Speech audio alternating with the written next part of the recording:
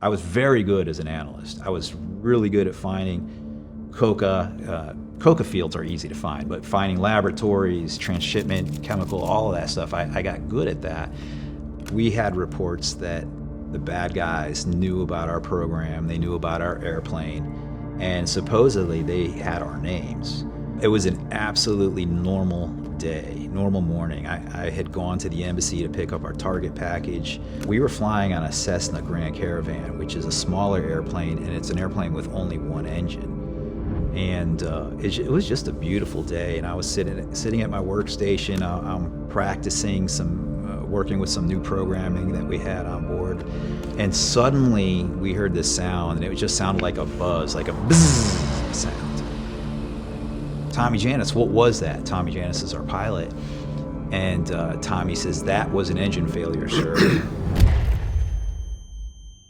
It was hard, it was violent, and right before we went in, he said, "Hold on for impact," and I remember I grabbed the bottom of my seat, and we just hit like that, and I saw the side of the fuselage, just like split open in one spot. But I was like, we're alive. We survived. And so, I get my headset back on, and I'm trying to make a radio call, and everything is dead. And I get out of the airplane, and as soon as I get out, I hear, and Sergeant Cruz, he knew exactly what was up. He's like, the FARC, the FARC. Hidden away in the rainforests, this is a guerrilla camp of the Revolutionary Armed Forces of Colombia, the biggest rebel army in the Americas and the world's longest running insurgency. They shot Tommy Janis in the back of the head, like an execution style. And Sergeant Cruz, they just let loose and shot him in his midsection. She said that she shot them because they tried to escape, and she said, if we try to escape, same thing. And she said, if you guys do anything, if you make any noise, if you step off the trail, if you do anything, we will kill you. And once they got us into the jungle, man, that was it. It was going to be hard to find us. 3 Americans, along with 15 hostages, freed by Colombian soldiers. They were held for more than 5 years by leftist rebels in the jungles of Colombia, longer than any other Americans had ever been held hostage. They shut the door, the helicopter takes off, and there's just absolute total chaos that breaks out. The Che Guevara t-shirt guy is literally on top of him, and he's dropping this ground and pound on him, man. He's just beating him. Everybody's trying to restrain this guy. And that's when I was like, I couldn't believe it, man. It was such a shock. It happened so quick. I was like, we're free.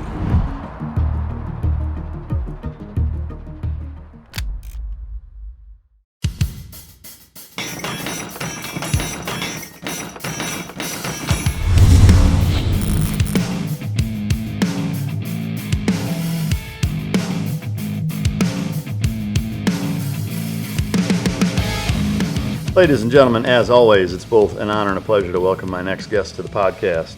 He's a former U.S. government contractor and Air Force veteran who was abducted by the Revolutionary Armed Forces of Colombia, or FARC, during a counter-narcotics surveillance mission in 2003. He spent over 5 years as a hostage deep in the Colombian jungle, enduring brutal conditions and psychological warfare at the hands of FARC guerrillas. He became one of the 3 Americans rescued in the high-risk, high-stakes 2008 Operation Jaque, the covert Colombian military operation that stunned the world. He's the co-author of Out of Captivity. Ladies and gentlemen, welcome to the stage, Marc Gonsalves.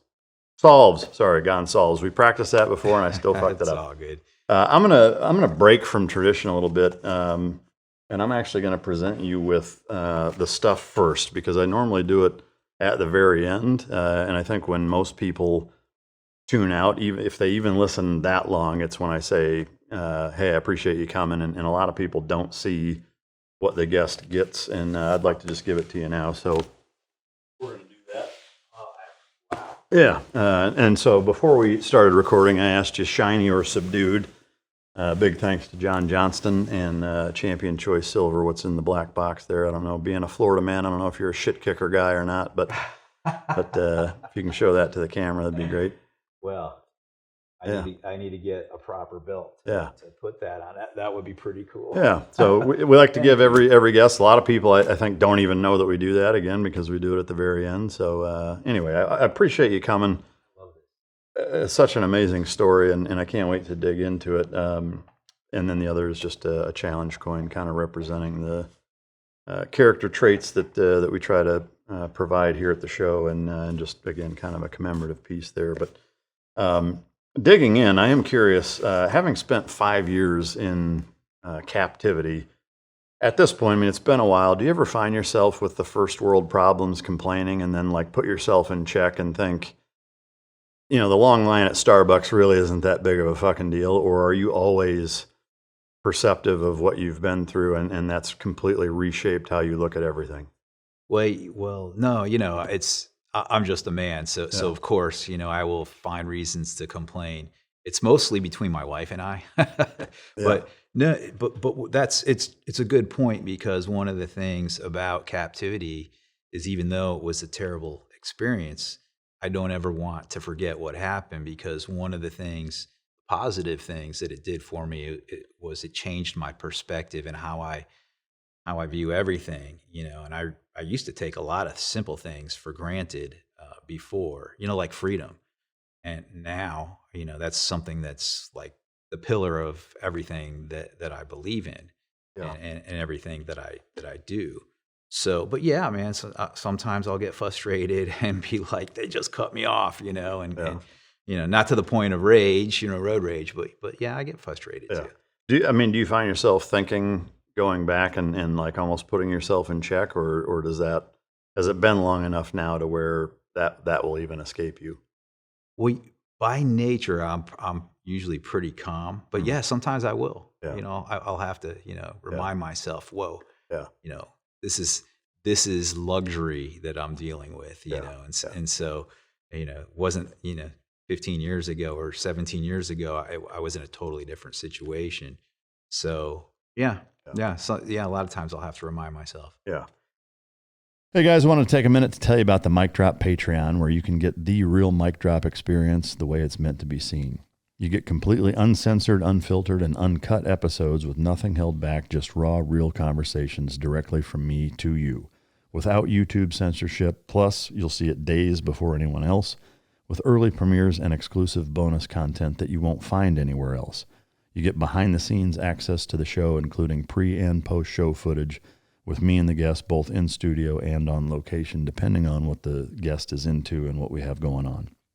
On top of that, we've got tons of Patreon-only perks, mic drop swag, access to exclusive merch, and the chance to submit your questions to be asked at the end of every episode. You'll also get a sneak peek at our upcoming guests, so you'll know who's in the studio weeks before anyone else.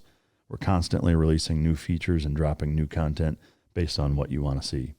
For our top tier members, you get the same Mic Drop Challenge coin that all of my guests receive from the upcoming show, which will never ever be for sale. We've got quarterly merch that's sent out directly to you, a monthly Zoom call with me where we talk about whatever you guys want to talk about, and an active group chat where we all shoot the shit on a daily basis. All of that for just a few bucks a month to support the show. Right now, we're also offering a 10% discount off an annual subscription, which means that you get more than a free month. I want to say thank you to everyone who has already signed up. Your support means that we get to keep bringing you the content that you love.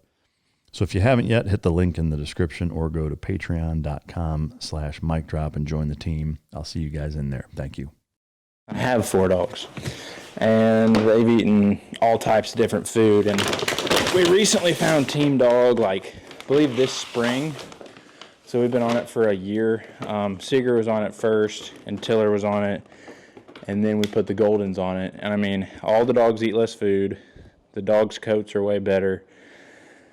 Everything about Team Dog is, I'm very impressed. My dog trainer, Justin Allen, he uses it on all 60 dogs that are there for training. He's tried every single food in the game too, and they just stay super healthy on this Team Dog. I'm curious, not that I think anybody necessarily knows what to expect when they've met somebody who's spent 5 years as a hostage in horrible conditions. Myself included, though, I would tend to think that would be more visible and obvious when meeting somebody. Absolutely none of that comes across when meeting you. Like, if you didn't know that, I don't think anybody, even if they met you and had dinner, standing behind you at Home Depot or whatever, you're not going to know much about people to begin with. But if somebody's a fucking basket case and dealing with a lot of stuff, a lot of times that comes through. But even, in the amount of time we've been talking, that doesn't come across at all. I'm curious, number one, do you think that that's common? Maybe some of it's your background and what you were doing there, maybe predisposition, I don't know. But do you think that that's a common thing for a lot of people who have been held hostage for a significant period of time? And do you find yourself being kind of emotionally connected or captivated by, maybe captivated isn't the best word, but when you see like the Israeli hostages, things in the news right now where what happened to you is happening to people, do you find yourself being kind of consumed by those things, or do you tend to stay away from them? Yeah, no, when I see what's going on with the Israeli hostages, it's heartbreaking, and it puts me in a dark mood in understanding, because I think what they're going through is multiple times worse than what I went through. And what I went through was terrible, and I imagine their situation is just magnitudes even worse. And so, if I had the power to raise more awareness to the situation of hostages, I would love to do it, and I see things in our country that make me question the values of our people. Like, we have somebody right now who has been deported, and there's all this effort to get him. I don't even think he's an actual American citizen. Yeah, he's not. Yeah, and so there's all this effort to get him back, right? And he's a criminal and he's a gang member, but I don't hear anything about hostages. And it's twisted. To me, it's twisted. I don't understand that logic. For me, I'm like, let's get our innocent people. Like, there's even Americans that are being held by Hamas, and it's like nobody cares about that. Yet there's a criminal, and we're going to do protests and things, and we're going to make a show and go to El Salvador and demand his release. How about that same politician? Is he doing anything for the hostages? So when I see stuff like that, it's infuriating. It makes me very angry. It makes me think, well, what can I do as a person, as one man? What can I do as a person to try to fix that?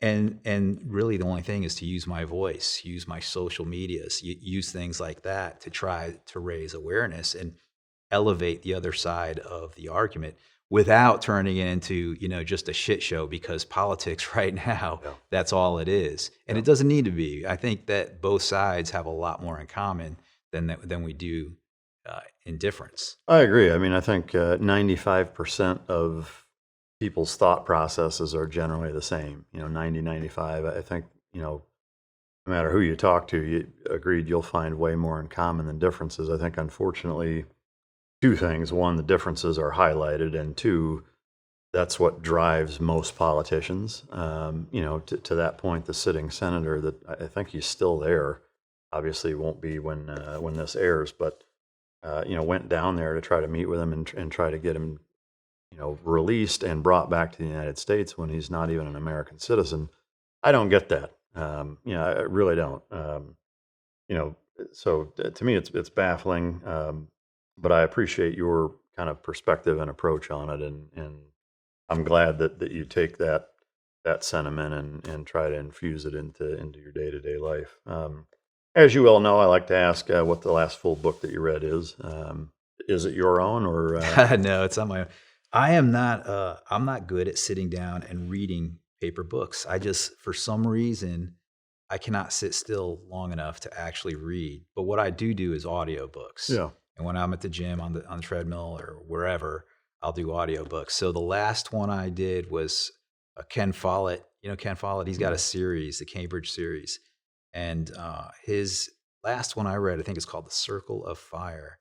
And it takes place in the 1400s. It's just like a It's like a historical novel, Oh, okay. and about the struggles, and it talks about a lot of the bureaucracy with the Catholic Church and how they were ruthless back then. Yeah. So Oh, that's interesting. yeah, but I can't just sit and read. So, but audio, the audiobooks are actually pretty good. So I'm the exact opposite. If I try to listen to an audiobook, I'll immediately get distracted and start thinking about something else. I've tried it several times, and just for me, I have to read, which is it's interesting. But what's something you wish you were better at?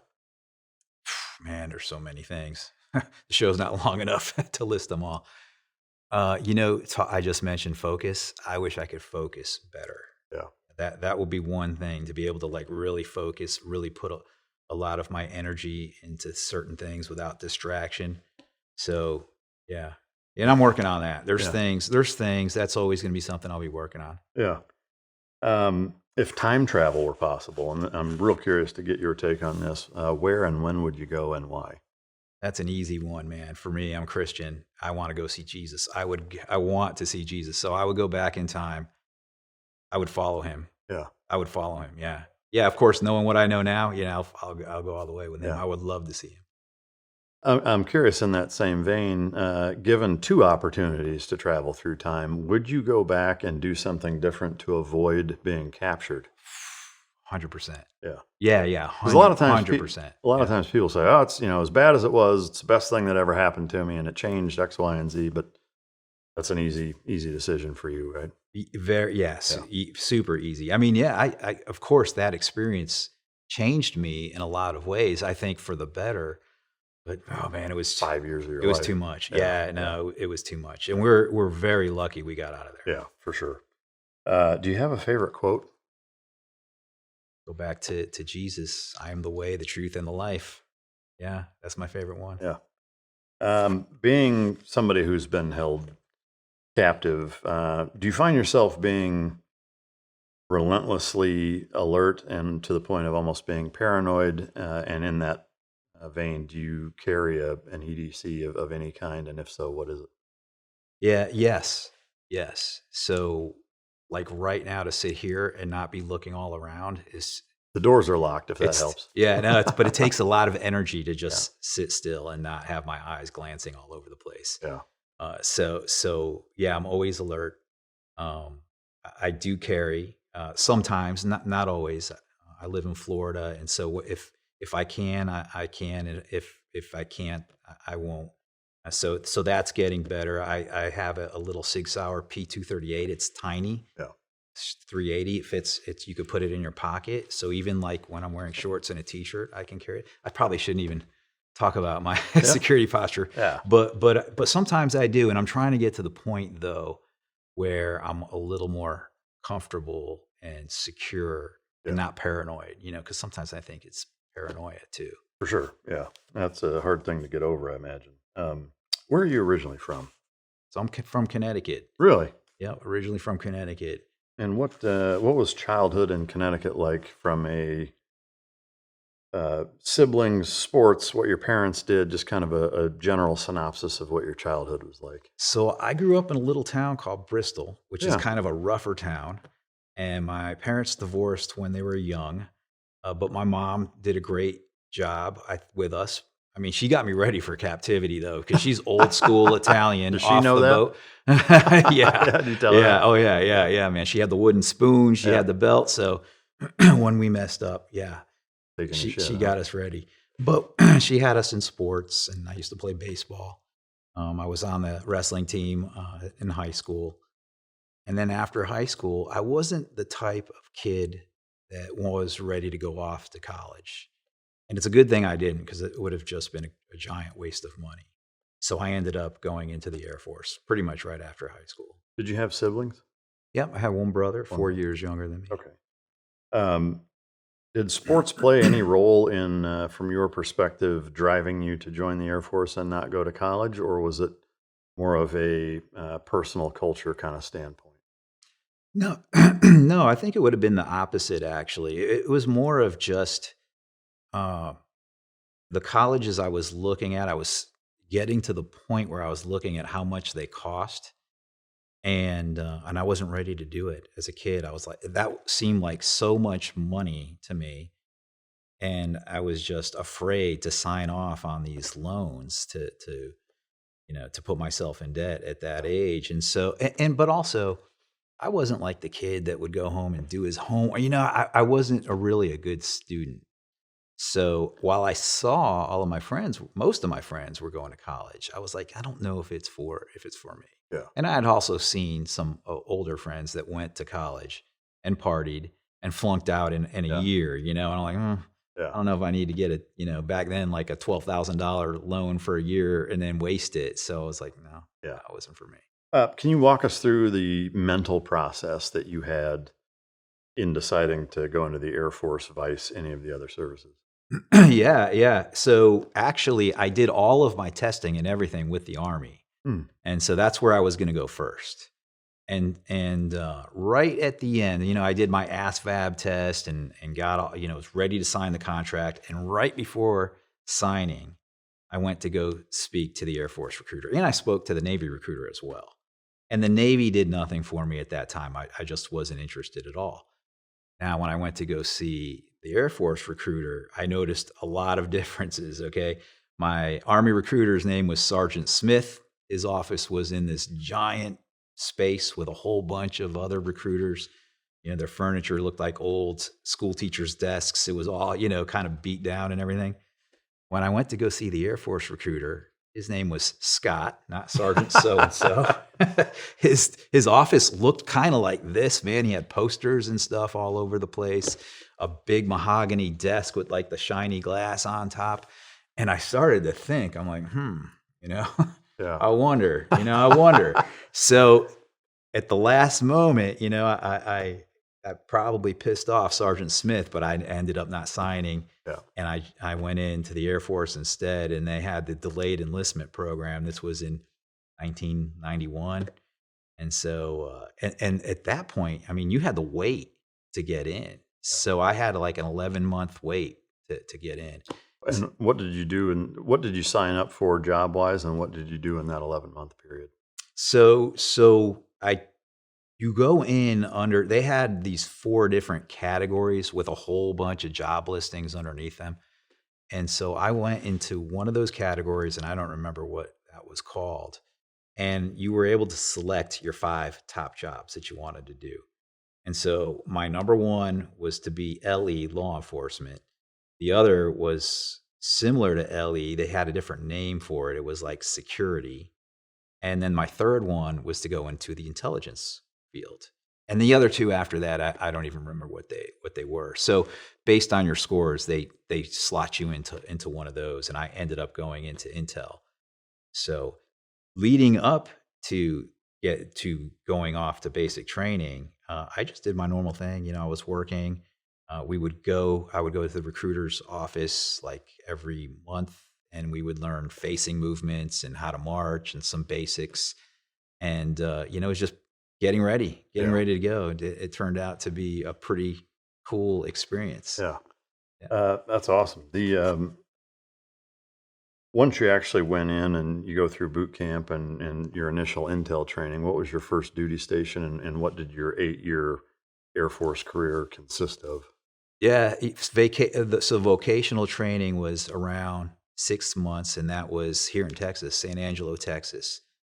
And my field is imagery. So the way the Air Force does intelligence is they put you into a specific discipline. And other, like the Navy, I think does it differently, where you're an intel guy and you might learn a little bit of each discipline, whether it's signals, imagery, human, or all of that. I was slotted in imagery.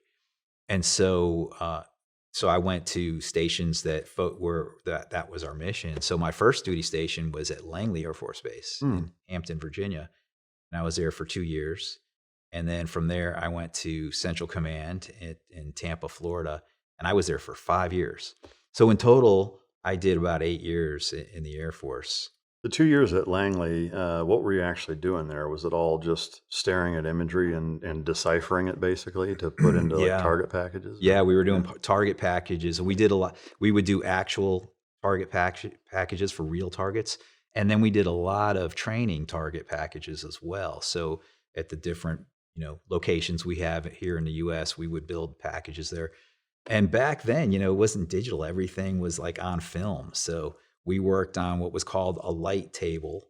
And we had these optics we would look through, and we would we'd be hunched over over the table and looking at the imagery, and we had a way of taking photos of it and creating these target packages. And it was cool. It was an awesome job. I didn't know, I actually didn't, in a way, I didn't choose to go into that. But once I got into it, I started to love it. Yeah. That's fascinating. And same thing at Central Command? At Central Command, we were focused, on Mideast. That's their area of responsibility. So I was there during the administration of Bill Clinton. So no wars there, but people don't realize we were consistently striking in Iraq. There was a no-fly zone at the time, and every time they would go across the no-fly zone, we would retaliate and strike. Yeah. And so that was cool. Part of the work was to do battle damage assessment and see, did we hit, how much damage we caused. And so, sorry, go ahead. No, go ahead. Well, so when you are putting target packages together at CENTCOM for Iraq, for real-world strikes, you actually had the kind of real-time or near real-time, real-world feedback of, you put this in, and then now you get to see the after effects and know what your intelligence basically was a product of? Yeah, at CENTCOM, yeah. So the images would get taken, and we would be exploiting them and analyzing them within 20 minutes. We were called the initial phase interpretation team. So we were quick. And because we were quick, the idea was to analyze it and get a quick report. It wasn't an in-depth report. Yeah. So whether it was battle damage, or sometimes we would just be keeping track of their equipment, their tanks, their Navy in Iran, or all of that kinds of stuff. And we would especially keep track of their heavy equipment transporters. Yeah. So whenever we saw those move, we knew, okay, they must be getting ready to move some armor, and so we would keep eyes out for that. Cool. Yeah.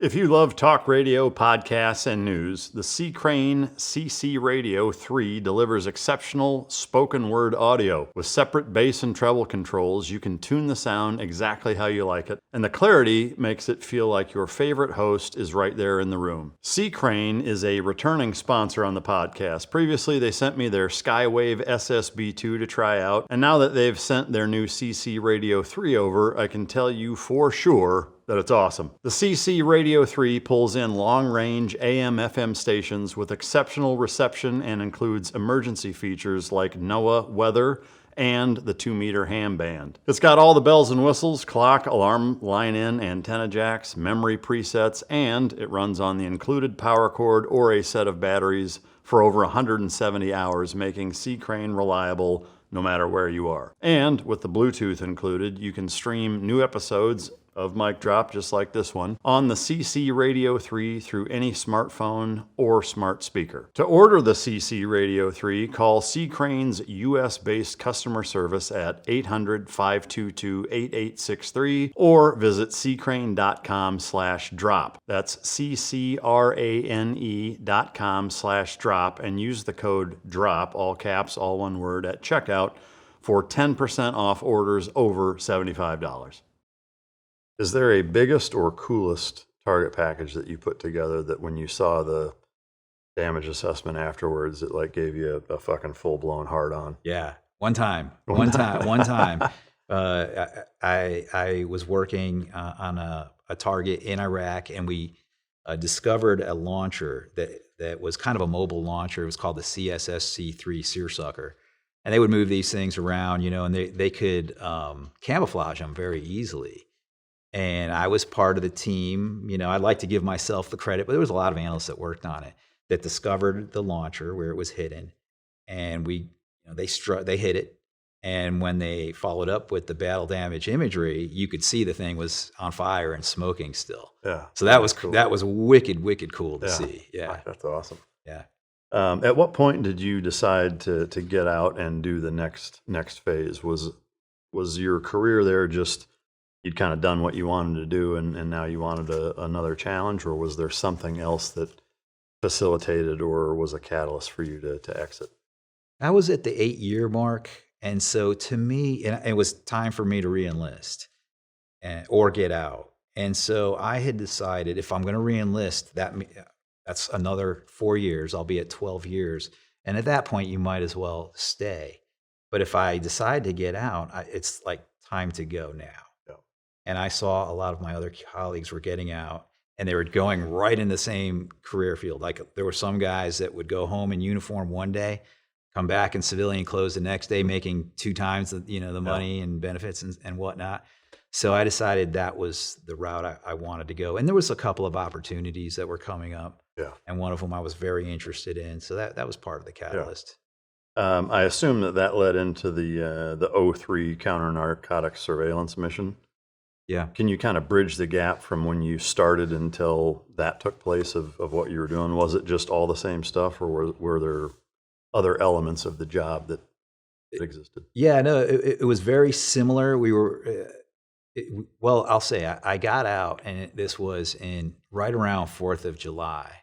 And I had picked up a job as a contractor in Key West at JADF East. So that was Joint Interagency Task Force East, and working counter-narcotics, but as an imagery analyst still. And I had always been fascinated with working counter-narcotics. I used to work with this Army sergeant who did a counter-narcotics mission for a little while, and he would tell me these stories, and I'd be like, man, that seems like that's so cool, you know. Yeah. I wanted to get out of military order of battle and get into something different. And so, I went home. It was like the weekend before the 4th of July. I drove down to Key West. I had a hotel, and was getting ready to move my family down. And that following week, went to work, in civilian clothes, working counter-narcotics. And so I started off doing imagery and doing analysis still.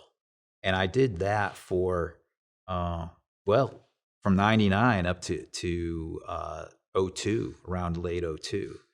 And at that point, we were working with all different assets. I mean, we had non-air breather, which is stuff that collects from outer space, but we were also working with air breather assets, airplanes. And we had one contractor operated platform we were working with. And they had asked me to come over and go to work for them at one point. And at that, I wasn't ready, at that point. I didn't want to have that much time away from my family. And I was still doing what I was doing in Key West. But then, like another year or two later, back in 02, they had approached me again about joining their program. And at that point, I was ready, because it was a totally different job. I was an analyst, and I was going to go from somebody that reads the video or reads the photos to being the guy that's now collecting that information. And I was excited about that because I was very good as an analyst. I was really good at finding coca. Coca fields are easy to find, but finding laboratories, transshipment, chemical, all of that stuff, I got good at that. But there was a lot of frustrations because if the person that's operating the sensor doesn't know what to look for, sometimes they're not looking in the right direction, And there were a lot of times where I was analyzing something, I was like, man, if only that image was focused a little more on this area up north, I think that might have been where the answer is. And so the second time I was asked to join the program, I was at that point ready. I was like, yeah, let's do this, and I loved it. I loved being in control of the camera, being in control of the sensors. Did 9/11, I mean, I know you're doing counter-narcotics, but with that being such a huge punch in the mouth nationally, did that not impact your job at all? No, not at all. When 9/11 happened, I was actually down in Colombia. I was in Bogota supporting, and it did not change anything for us. And the thing with us is we were chartered very specifically to only do counter-narcotics there. We were not allowed to do anything that had anything to do with counterinsurgency. Okay. And that was a big thing. Like, that was serious. A lot of people think we're down there and we're just doing whatever. No, I mean, the money that was sent to pay for us was very specific. And when we weren't allowed to do anything other than that, unless it was force protection, where there was American forces somewhere on the ground, and we had some intel that said, well, the guerrilla are in the area too. Let's keep an eye out. That was the only caveat with our mission. That's interesting. So I guess now fast forwarding, you're doing that for a couple of years, and then 2003, you're doing a counter-narcotic surveillance mission. You're working with Northrop Grumman under a U.S. government contract targeting the FARC's drug operation specific. Can you kind of briefly summarize what and who the FARC is, what they do, and why you guys were so interested in surveilling them? Yeah, well, we weren't only focused on the FARC. We were focused on anything that had to do with narcotics production. But most narcotics production in Colombia is managed by the FARC. Oh. The FARC, F-A-R-C, that's actually an acronym, and it means the Revolutionary Armed Forces of Colombia. And so that's how they try to frame themselves. They're trying to say that they're a revolutionary group. But the reality is all they are is they're just narco terrorists. Yeah. They're not really, they don't do anything that's related to what an actual legit revolutionary group would do. They're more about moving or producing and moving cocaine. But that's not the only way that they fund themselves. They also fund themselves through extortion. So if you've got a farm, a finca down there, and you're doing well, you've got a good amount of cows or whatever, they will show up and they'll say, hey, taxes, you got to pay us. And then their third way of financing themselves is through taking hostages. And when I say taking hostages, I'm not talking about a dozen or even 100. They had thousands of hostages that they were holding for ransom. And so from all different walks of life? Oh, well, they always target people that they think have money, people that have enough money to pay the ransom. Problem is, a lot of times they would take people that can't afford to pay a ransom. And, for them, if you can't pay, it's an easy decision. They dig a hole, they'll put you in the hole and shoot you.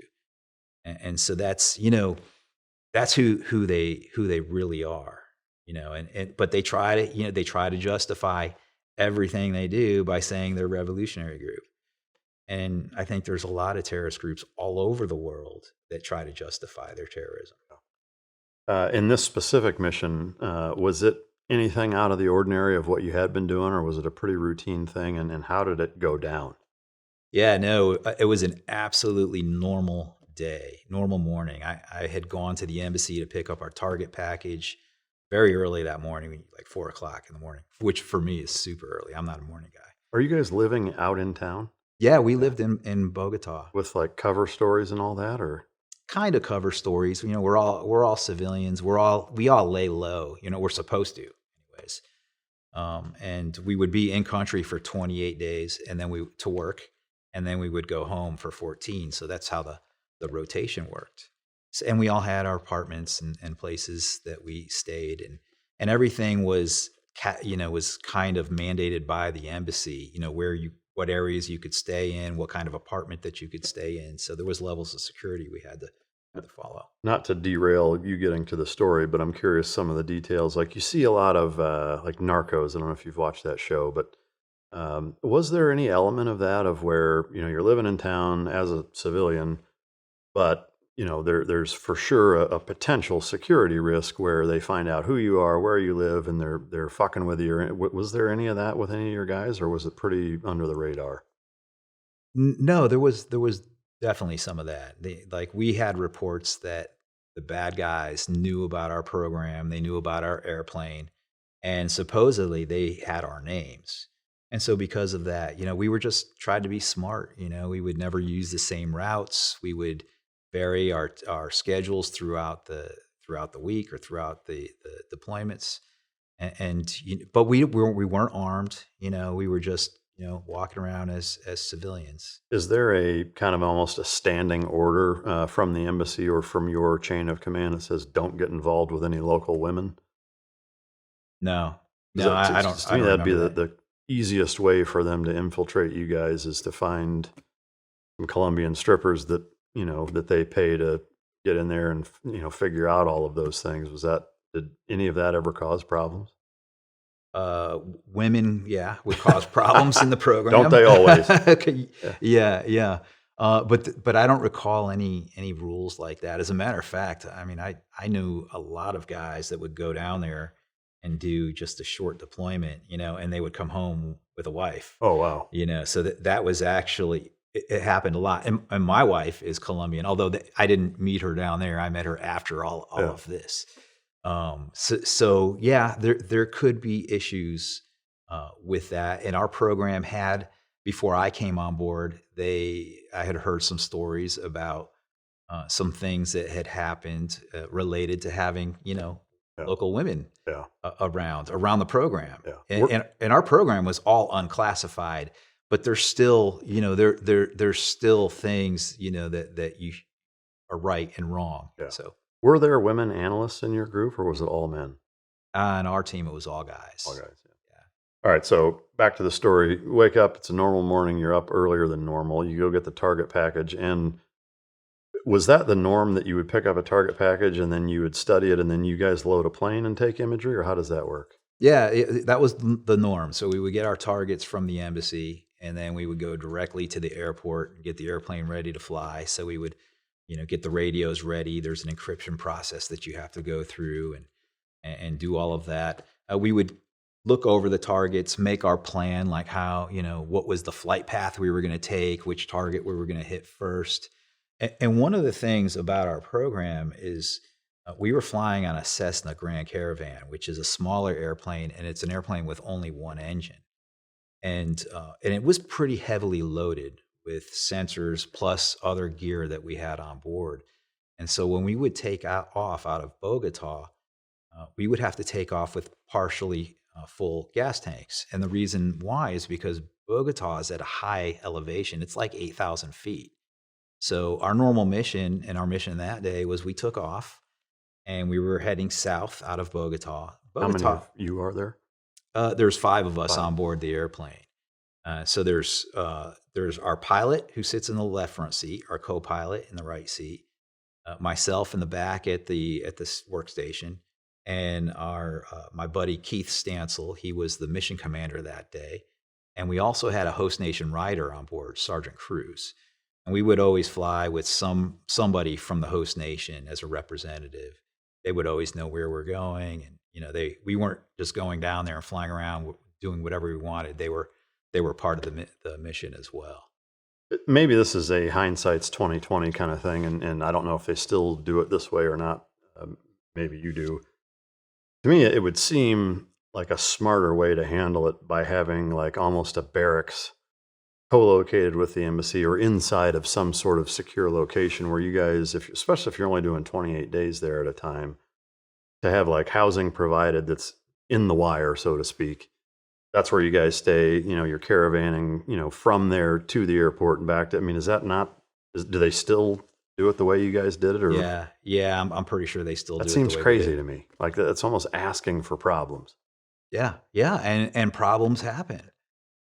Aside from what happened to me, something that's very common down there is something they call an express kidnapping, where they will grab you and take you to, they, meaning assholes, will grab you and take you to an ATM machine and have you swipe your card, take all the cash out that you can for that day, and they'll hold you until the next day and do the same thing, and they'll get 2 ATM hits and then let you go. Wow. And I know a few guys that happened to, and and of course it's not a nice experience. They're going to beat you up, and they might even stab you a little bit. It's not good, and they'll take everything. They'll take your shoes, your jacket, everything, and dump you on the side of the road in some shitty neighborhood. And these are your guys, like from this program or something? No, that didn't happen to any of my guys, but that happened to other Americans that were attached to the embassy. I'd seen that happen. Is that something that any of you guys ever brought up of like, hey, why don't you expand the embassy or have some sort of berthing or housing co-located? Like, was that ever brought up? No, not really. And I don't think anybody would want it because I think everybody wanted to maintain a level of freedom down there. Because Bogota it's a city. It's a capital city. It's just like, New York, or probably more like some Californian city, maybe San Francisco or something like that, where you have your good areas and your bad areas. So with these express kidnappings, are they not targeted? Like they don't know who you guys are, other than that you're Americans with money and that's why they're doing it. So it's not a politically motivated thing. Right. Okay. Yeah, it's those are just crimes of opportunity, and usually it happens when people flag down a taxi. That's like the biggest no-no. Really, whenever you go to any country where the security is a little, sketch, Yeah. you don't ever want to flag a taxi. You need to, have a driver set up, or you need to have your hotel send a car. Flagging a taxi is just asking for trouble.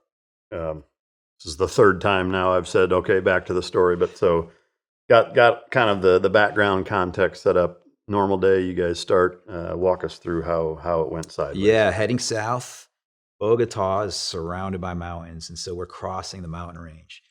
And it was just a beautiful day, and I was sitting at my workstation. I'm practicing working with some new programming that we had on board.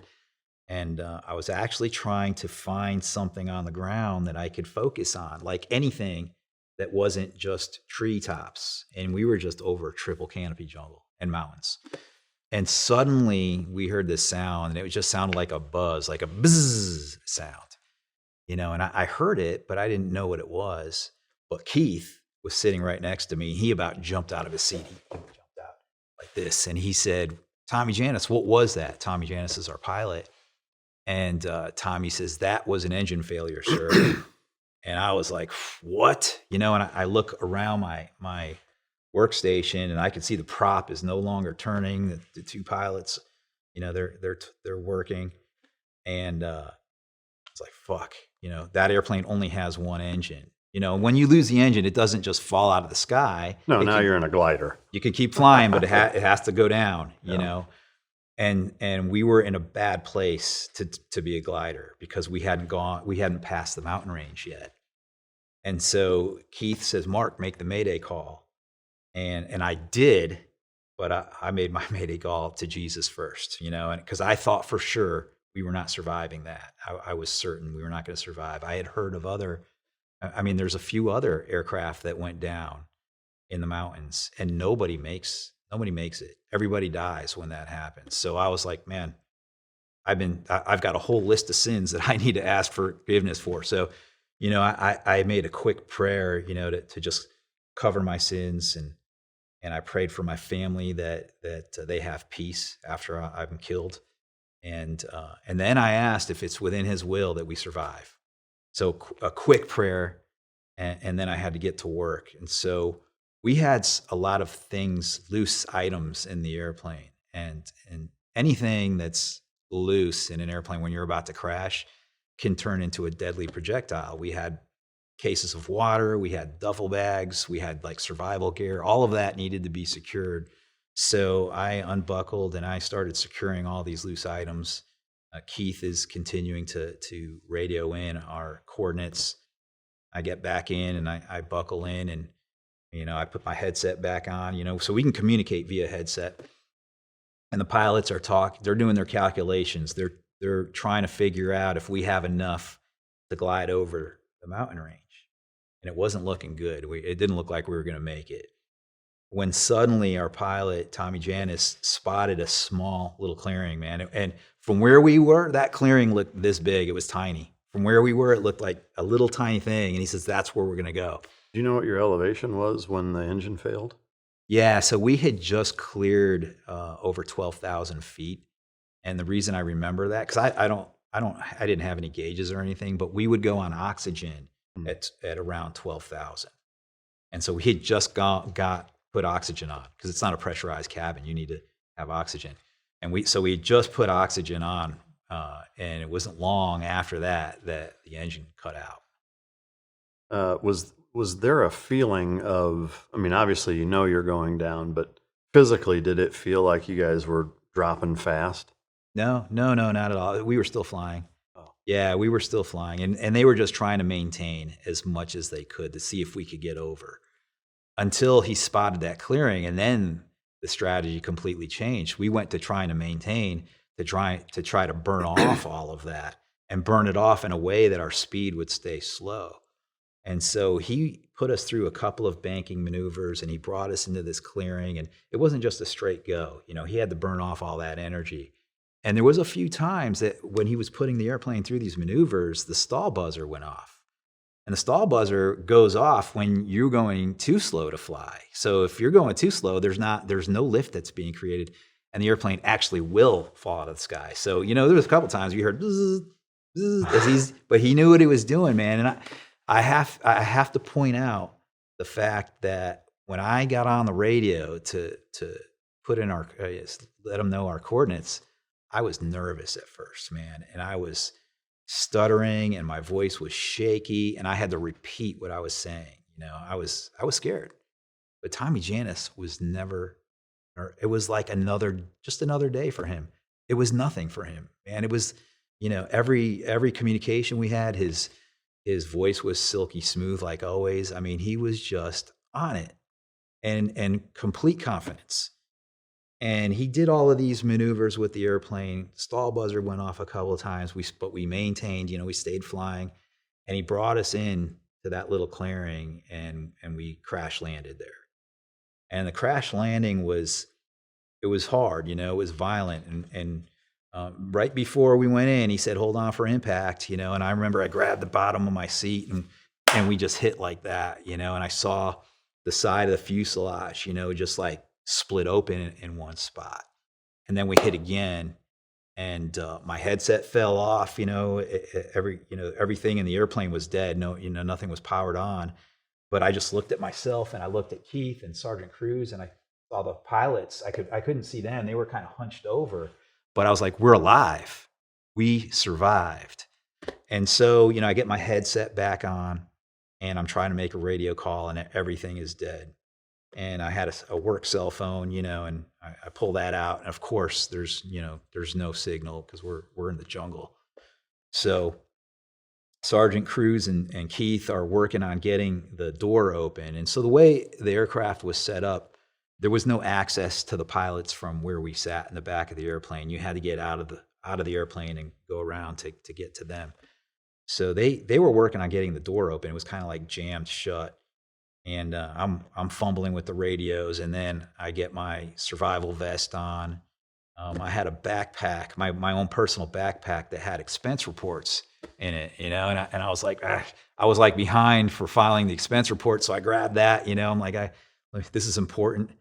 And we did have some weapons on board, so we had 4 pistols and one M4 rifle, but they were in duffel bags. We weren't allowed to wear anything at that point.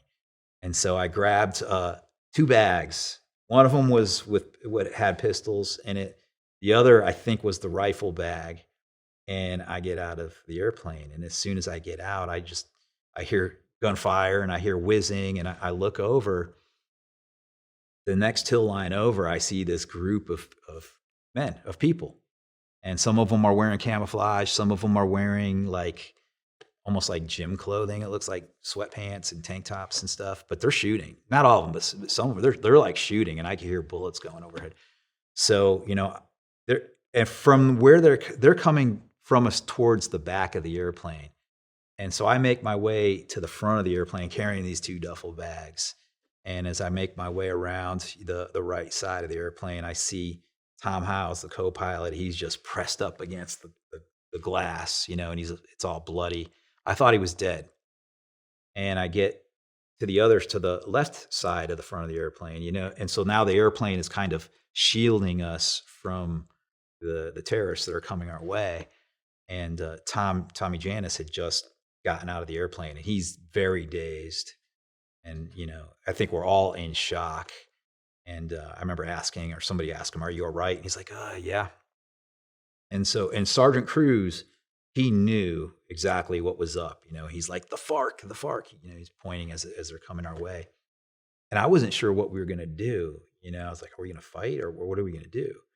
And I left one duffel bag back there that had ammo in the airplane. So like an idiot, I go running right back to the back of the airplane, grab that other duffel bag. I run to the front. They're still shooting, but they're not shooting at me anymore. It sounds like they're doing warning shots at this point. And I get back to the front, and Tom Howes had woken up. He's all bloody. Tom Janis is all bloody. And we're all out of the airplane. and it's only a few minutes before they're there, and they arrive, and they've got their rifles drawn on us, and they're approaching, and they're screaming at us and in Spanish, obviously. And at that point, I didn't even understand Spanish yet, and we just put our hands up and we said, sin armas, sin armas. We were trying to say we don't have any weapons. And that was it. They took us like that. So they took Keith and our co-pilot, Tom Howes, away from the wreckage first.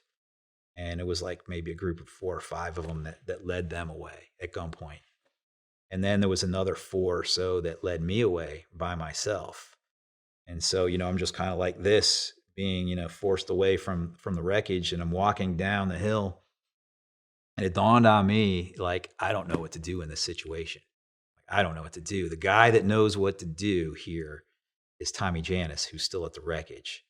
So I stop, and I look over my shoulder, and my intention was to wait for him. I wanted to wait for him and be near him because I figured he knew what to do. And I saw Tommy Janis was limping, and Sergeant Cruz, the Colombian, was kind of helping him walk. And Tommy had his arm draped over Sergeant Cruz. And I only got to take a glance because I got hit and forced to keep on going. And that was the last time that we got to see them anymore, because it was just a few minutes later that they killed both of them. Yet.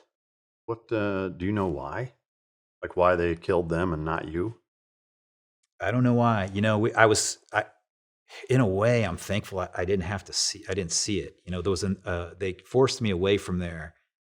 And so I didn't see them do it, but I heard it. And of course, after coming home, I learned more details. They shot Tommy Janis in the back of the head, like an execution style. And Sergeant Cruz, they just let loose and shot him in his midsection. And so the belief is they wanted to kill Tommy Janis right away. And they wanted to kind of torture Sergeant Cruz and just let him bleed out. But I don't know why they did that. I still don't know if it was because it didn't take long before helicopters were on scene to pick us up. And so I don't know if it was because when the helos were approaching, they're like, this guy's too injured, let's kill him. Or if it's because Tommy Janis was maybe faking the injury and was like, all right, now time to bolt. And they, when he tried to get away, they did it. I wasn't there, so I don't know. I'm making guesses, but there was no reason to do it. I mean, what's going through your head? Like when you heard the shots, you knew that's what they did. No. When I heard the shots, I feared that, and but I wasn't for certain until a little later. The boss, who was a female, the boss of that group, she then told us that, and she claimed that she was the one that killed them. She said that she shot them because they tried to escape. And she said, if we try to escape, same thing. And she said, if you guys do anything, if you make any noise, if you step off the trail, if you do anything, we will kill you. And so that's when I learned, that they were killed. But I also started to figure out these people don't tell the truth. So I also was wondering, maybe they got away, maybe they're free. So you weren't 100% convinced that you thought maybe they're just fucking with you. I'm assuming she's speaking to you in English. No, Spanish. And so, and at that point, I don't speak Spanish and neither does Keith, but Tom Howes did. Oh, okay. Thank God for that. So he was our translator for the first few years of captivity. Before we get into what happened after that, in walking through the crash, it's hard to even put myself in those shoes of going through that. I'm sure it was surreal while it's happening. But I'm also curious. I mean, my only assumption in hearing how fast they got to you was that maybe that clearing was an airstrip that they used, and so there were a bunch of them nearby. Or do you have any idea on that? I mean, because it seems like it's not like it was broadcasted unless they intercepted the Mayday call, which I doubt. So for you guys to crash that quickly and have them on top of you that fast, I don't know if it's just luck that they were in the area or if there's that many of them. Do you have any perspective on that? They were set up on those mountains because they were trying to take aircraft down. So that was they knew that you guys were doing that type of thing and were constantly trying to shoot. I think they might have known that that was a route that was taken from Bogota to La Rondia, which is where we were headed to get fuel. They might have known that. And the intercepted radio comms from them, you could hear them, and they're talking about, we're shooting at this airplane, and they're like, we took it down, and we also know that that's one of the things that they would do is they would set up and they would, but small arms, like they don't have rockets and stuff like that, but just shooting. And so what took us down, for the longest time, I thought it was just a simple engine failure. But now we think that they might have like fired the magic BB, that went up there, and that we might our engine might have just inhaled it and sucked it in and then destroyed the internals. Is we kind of think that might have happened. And then as we were coming in, they were shooting at it. So, and interestingly enough, I never heard any impacts.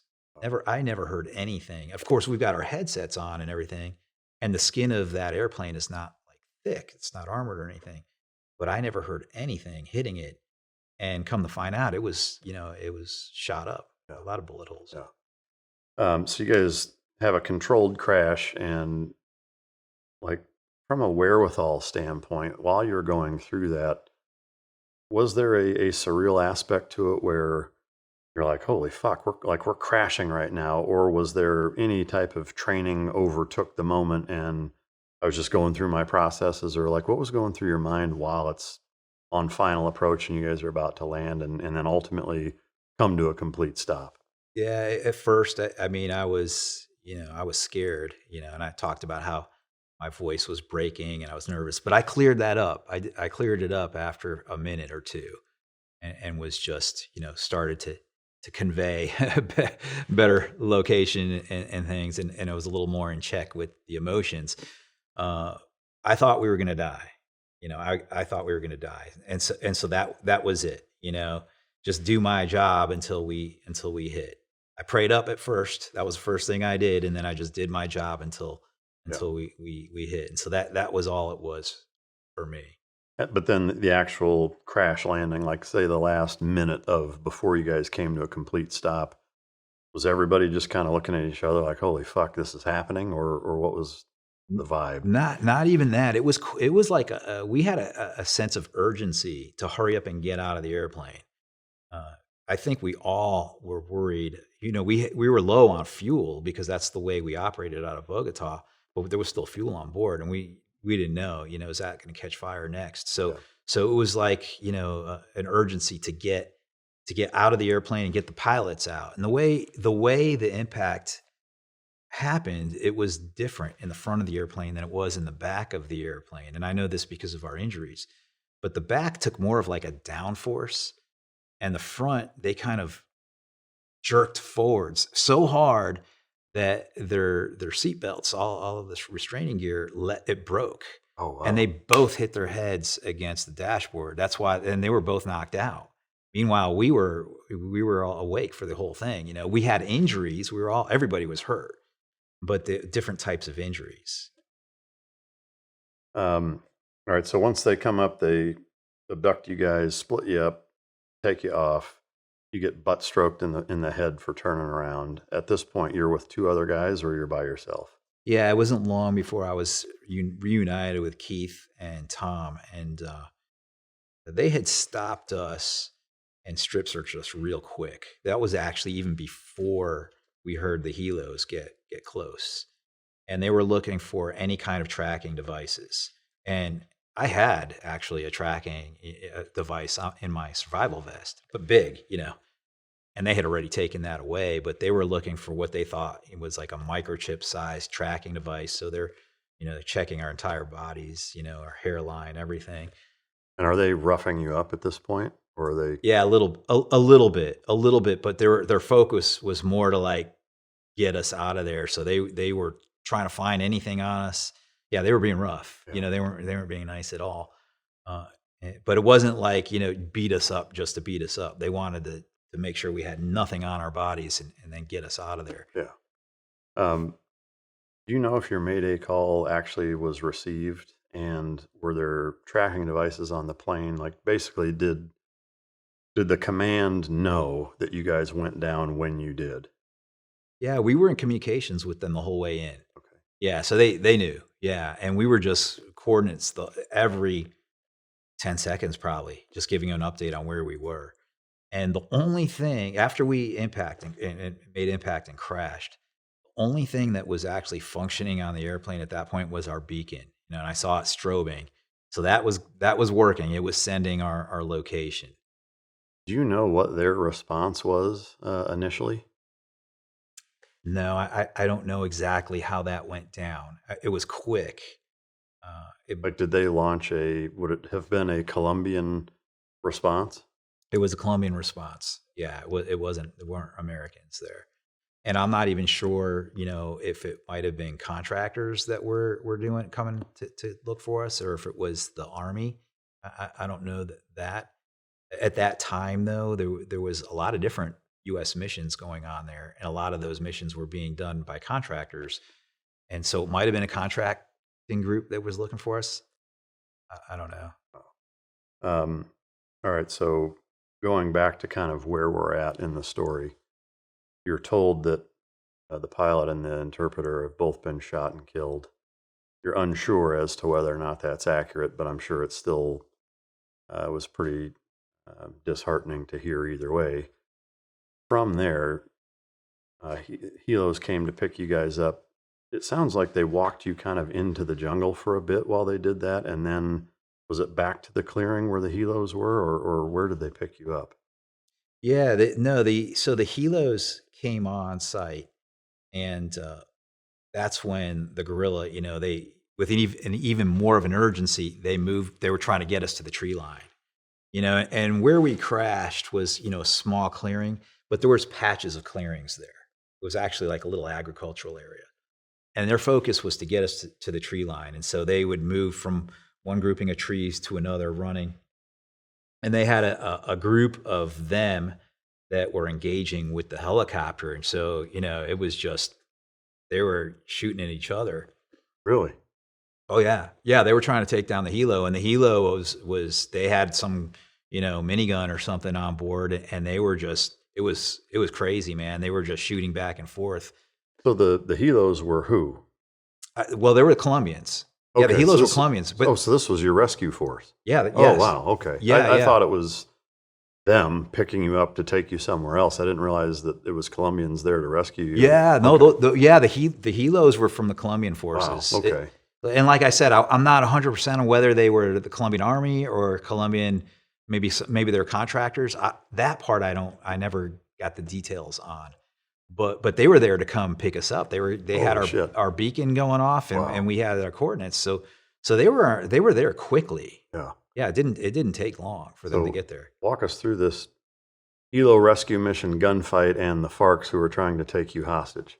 Yeah. So I mean, it was just insane. I mean, that minigun that was going off, and I was like, man, I wonder if they're how many they're taking off. But it was eventually they were like literally right over us.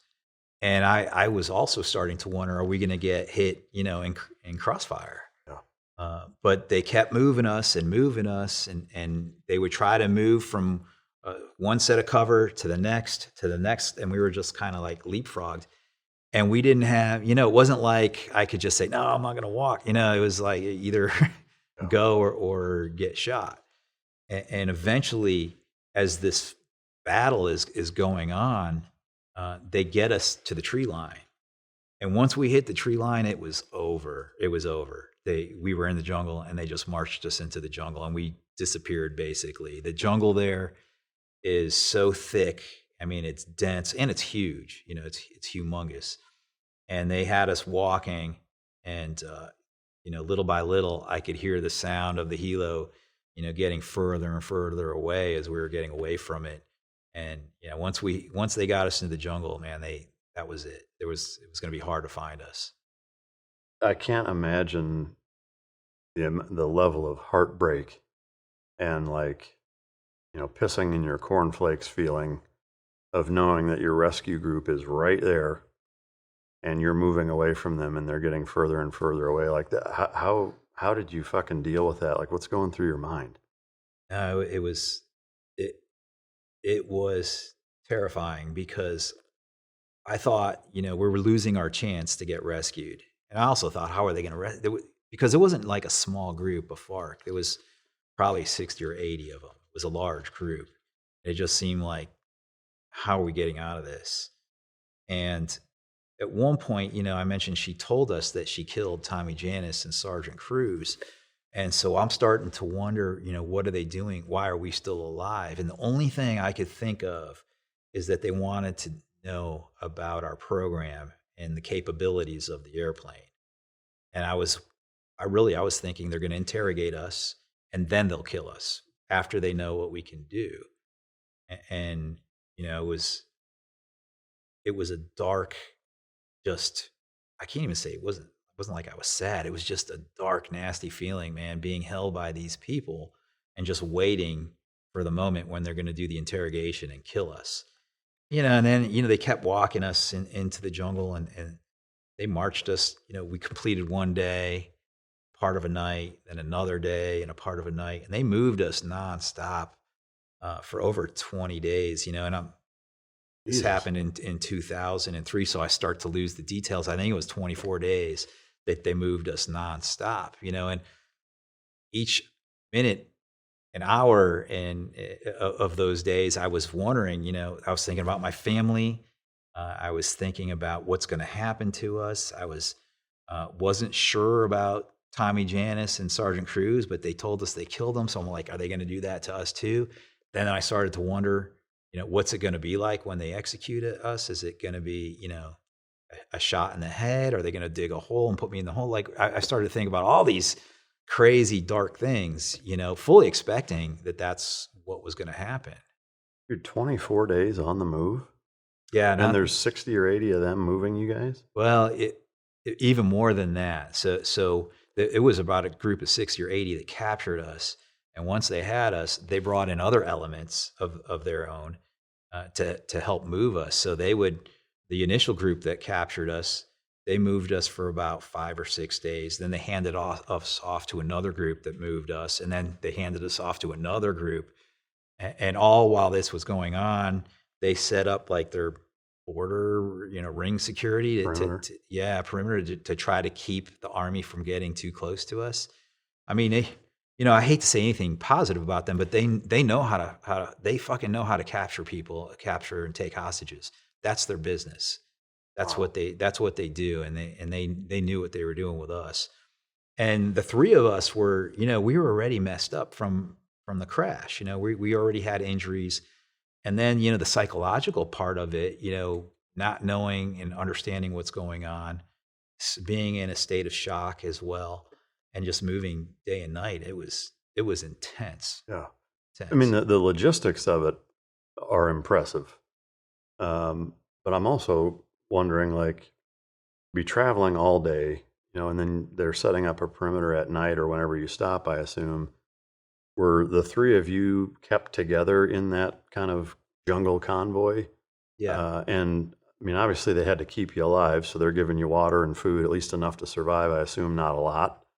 Are they treating any of your injuries? Like, how are you sleeping at night? Are they just fucking lay down there and you get nothing? And like, could you sleep? I mean, like, a million questions going through my mind of like 24 days of on foot travel through the jungle. Like, that's not an easy thing to do. How were they facilitating all of it to even allow you guys to be able to do it? Well, they would play a lot of psychological games with us. So, they would say, hey, we're going to let you free. Your family is at this location when we get there today, and they would try to, motivate us to be able to keep moving. And, that would happen. And then they would try to say the same thing again, and we started to figure out, they're just liars, right? But the situation was so desperate that, I would think maybe this is the one. Maybe this is the time. Maybe they are going to let us go. I've heard of other hostages getting captured and being set free. How are they moving through the jungle, like formation-wise? The three of you are together in a group, and there's in front and behind and on both sides, or how did they navigate? No, so most of the time we were in single file. And some of the times we were using actual established trails that already were in existence, and other times they would create a trail. And they would have some guy that's up in the front on the point with a machete. They all carry machetes, and he'd be whacking his way through. And somebody behind him might be doing the same thing, whacking his way through the jungle. And we would just go through and move through these areas that nobody uses. And then there were other times when we couldn't do it anymore, and they would put us on horses or mules, and they would move us that way too. And then there was a couple times towards the end of that movement where they put us in vehicles, but most of it was all on foot. And I wasn't in shape, man. I was not set up for this. I mean, the footwear I was wearing wasn't stuff that you would want to be walking around in the jungle with. They eventually took all our clothes and everything around the third or fourth day, and they gave us like their type of clothing and their boots, which are just rubber boots. I mean, no laces or nothing, like boots you would see people using Like for muck fishing. boots? Yeah. Jesus. Yeah, nothing. And they're generally like smaller people in stature. And Keith is like 6'2". They looked at him, they were like, man, he's an Incredible Hulk. They couldn't get boots that fit him. And so they got him these rubber boots, and they cut the front of them, the toe off. And he's walking with his toes. I mean, man, it was insane. So the one of the issues that we all had, the three of us had, and we were together. We were only separated by a couple of guerrilla. But one of the issues we had was our feet. I mean, the blisters were insane, man. For me, that was one of the most intense pain I'd ever had, was just take every step having these blisters, going up, and we're in the mountains, and we would, go up. We spent a whole day marching up a mountain, and then next day, the whole day going down. And I learned going up was way easier than going down. You would think it's the opposite. Going down was so painful, so hard. What were they feeding you? So they would give us rice and peas, rice and beans. They would give us noodles, like spaghetti noodles, but without the sauce, just boiled noodles. And so all of this food is like dry stuff that they can carry dry and then boil it to cook it. We would drink water out of the river, and, that was untreated. And all of us being from, a normal, city type of environment, we all got sick. And Keith got it really bad. I mean, he was vomiting. He was basically pissing out of his ass, if I can say it that way. I mean, he got it really bad. And they eventually, once they got us, I'm fast forwarding a bit, they tried to treat his diarrhea in the most atrocious way you could think of. It was terrible. They strapped him upside. They put him upside down, basically hung from a tree upside down, and they tied a tourniquet around his waist, and they thought that would cut. We would get sick there, and their remedy was sometimes worse than the illness. And I don't know if they were maybe trying to. This was early on. I don't know if they were trying to torture him, because he physically was the biggest of us. And they might have been scared of him, and they were trying to dominate him that way, because I don't know anywhere in the world where you do this to cure diarrhea and cure a stomach bug. Strap him upside down from a tree and tie a tight ass tourniquet around his stomach and try to hold it there for a while. It was like a form of torture. And of course, it didn't do shit. He still had major issues. We all did, but his was really bad. Are you guys just having diarrhea while you're walking? Like, are you stopping to do it, or? Yeah, we were stopping to do it, and it's just, go off into where they could see you. They're watching us every second, and pull your pants down and shit, and wipe with a leaf or something. It was nasty. It was nasty. And food and drink wise, like obviously they're giving you food. Like, would you request water, or would they just give you water every so often? It was really hard in the beginning. They wouldn't give us enough water. Like, I was forever dying of thirst. That was like a torture in itself. I was so thirsty. I remember they were, during this initial movement, we're crossing a river, And I literally dropped down on my hands and knees, and I didn't go like this. I was trying to drink out of the water like a dog would, trying to suck it in. I was so thirsty, and they wouldn't let me drink. They wouldn't let me. And they kept on, said, get up, and kept on moving us. They were physical with us, like hitting us, dragging us, pulling us, whatever they felt like doing, for the first 3 or 4 days. Like slapping you and grabbing your hair and like throwing you around, manhandling you kind of? Manhandling, but more for the intention of keeping us moving. Okay. It was more about that. It wasn't like, hey, I'm going to give you a beating. It was more like, get your ass up and get moving. If you stop, a push, a shove, that type of thing. And at some point that stopped. And that made me think they were told not to do that anymore. Because all of a sudden it was like, no more of that. And thank God, because it was brutal in the first initial days. Conversationally, while you guys are moving, are you and the other Americans able to converse at all, or did they tell you to shut up and don't talk to each other, or did you, or how did that shake out? So during that first movement, we would talk when we could, and we would. One of the things we were curious about is to understand the situation with Tommy Janis. Is he really dead or not? And we were in a very dark time, and I thought that we might have sometimes created hope for just to lift our own selves up, and said he might have gotten free. He's home right now having steak with his family, and we would believe that or talk about that. But there was hardly any time to even sit down and talk. They would have us moving constantly. And the way they would move us is they would move us for about an hour at a time, and then they would stop and rest. It was more about them than it was us, because they were wearing these heavy backpacks, and they would unload the backpacks and sit and rest for like 5 minutes and then carry on. And during that 5-minute rest break, I would fall asleep on the side of in the mud. I would literally fall asleep. And then when it would get too dark to move, and we would still be moving at dark, but once it would get to the point where they needed to sleep, we would literally just sleep on the ground. We weren't in a bed. There was no blanket, no nothing. We would just sleep on the ground. And then they would wake us up, and it would continue. It was just Groundhog Day for 24 days. During the sleep period, I mean, about how much sleep did you get? Do you even have any idea? Nah, it was hours. 2 hours? Yeah, it was maybe 4 hours or something like that. Were you snugged up next to each other, or did they separate you guys? We were like Your school nut to butt? Nut to butt, yeah. Because it was so cold. Yeah. It was at night. It was freezing there, and we were still shivering, and we were also wet. Yeah. We were wet the whole time. How far were the closest FARC guys from you when you were sleeping? They were always right on Right us. there. So you couldn't like even whisper to each other at that point? We could talk. They didn't mind. While during that movement, they let us speak. They restricted speech once we got to the first holding area. Once we got to the first holding area where we weren't moving anymore, then they didn't want us to speak anymore. Yeah. Okay. Yeah.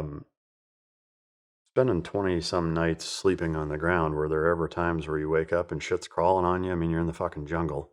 Oh yeah, nonstop. Yeah, that was just normal there, And the jungle it is beautiful actually. It's a beautiful place, but it's also filled with things that can poison you, cut you, pierce your flesh, trip you up. Yeah, kill you. It's filled with stuff. I mean, there's this one vine. I mean, it's loaded with vines. So walking is hard because you're always getting tangled up in these vines and things. And there's this one vine that looks like a big long blade of grass.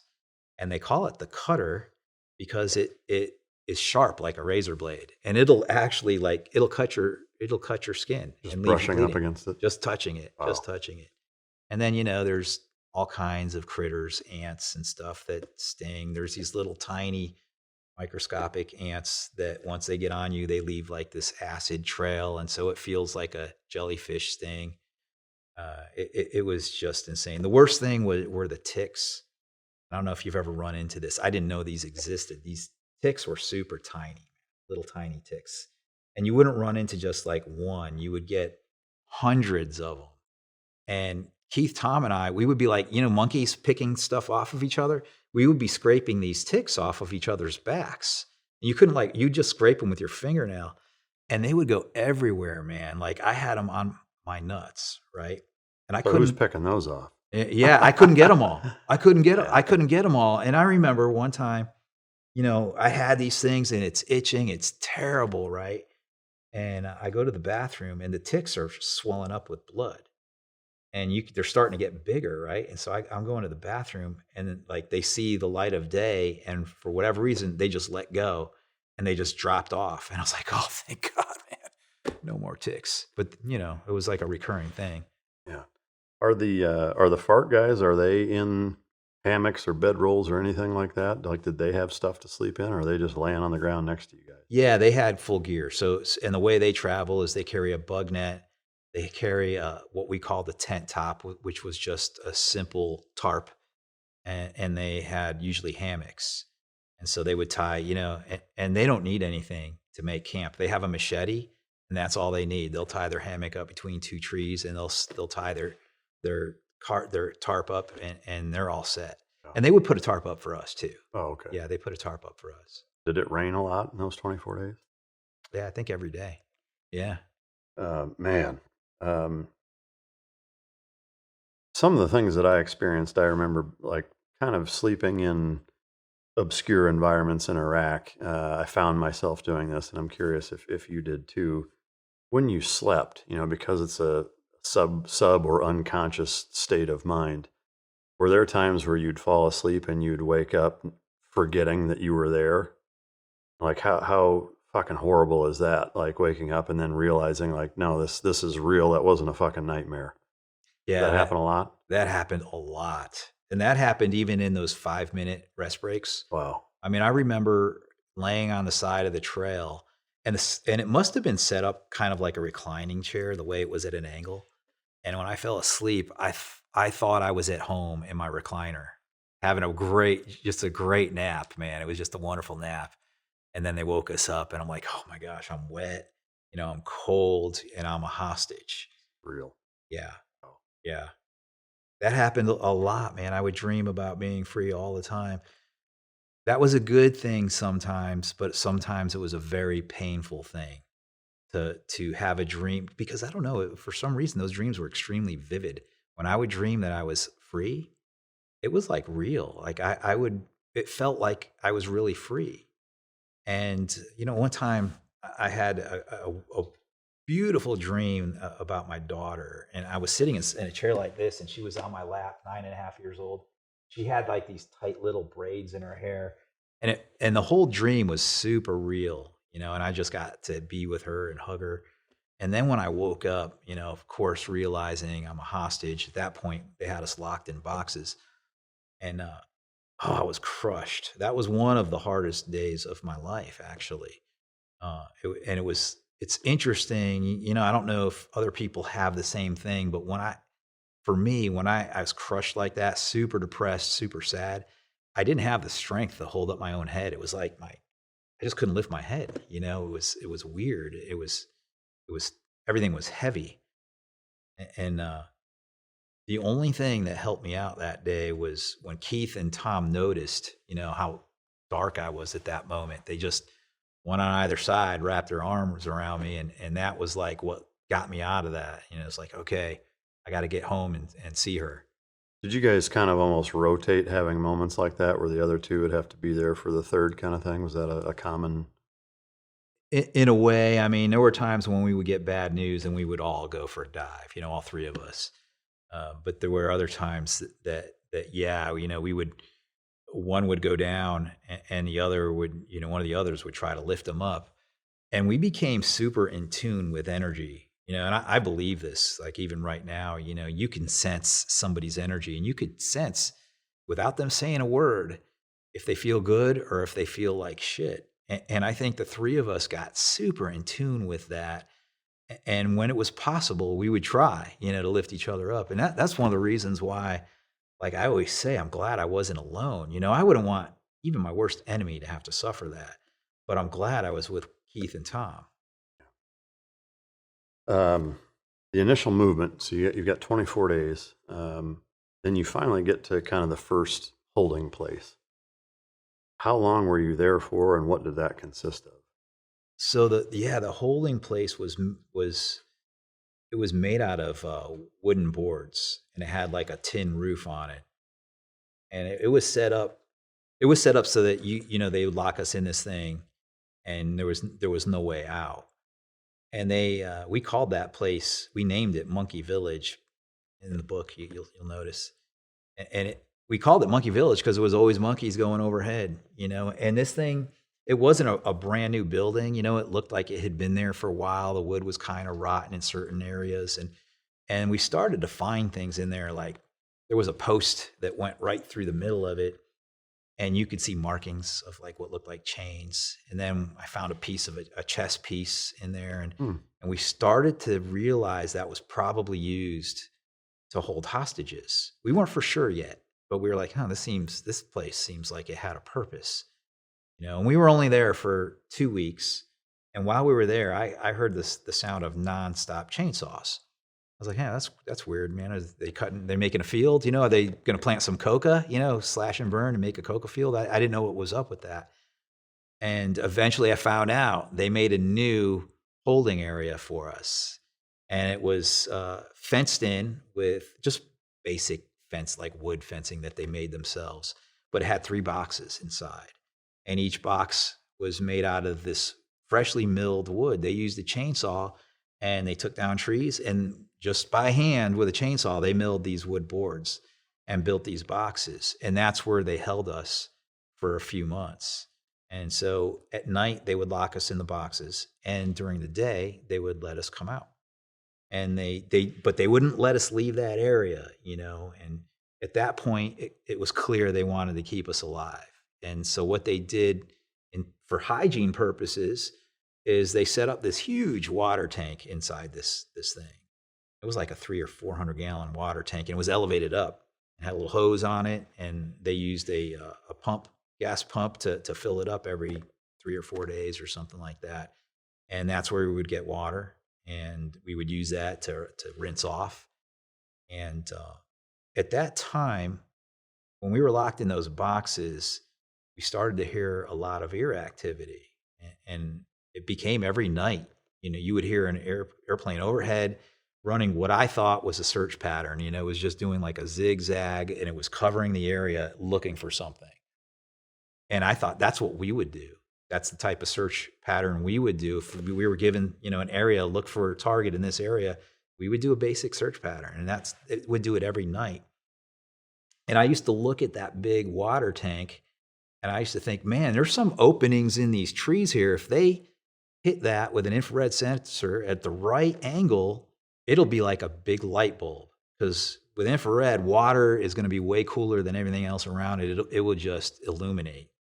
And so I used to wonder, I was like, man, I wonder if they're going to find us. Maybe we're going to get rescued. And so one night we're locked in those boxes, and the aircraft's doing its search pattern overhead. And I hear other airplanes come overhead, and I hear some jets.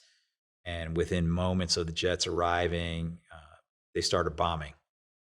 And that was, I'd never been bombed before, and it felt like they were super close to us. I'm inside the box, and I could hear the bomb impact, and then I could hear the repercussion going through the leaves of the trees, and I was shitting my pants again, and I remember shouting to Tom, saying, "Hey, Tom, tell them we're getting bombed. We have to get out of here. They're bombing us right now."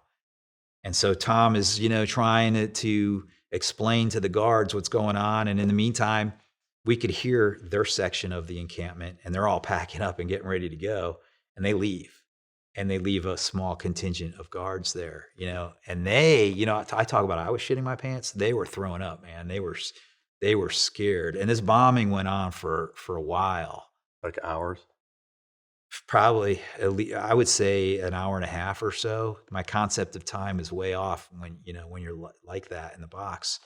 But it went on for a while, man. And I prayed again, every time I get in trouble, I pray. I don't know why he listens, but they eventually, they left.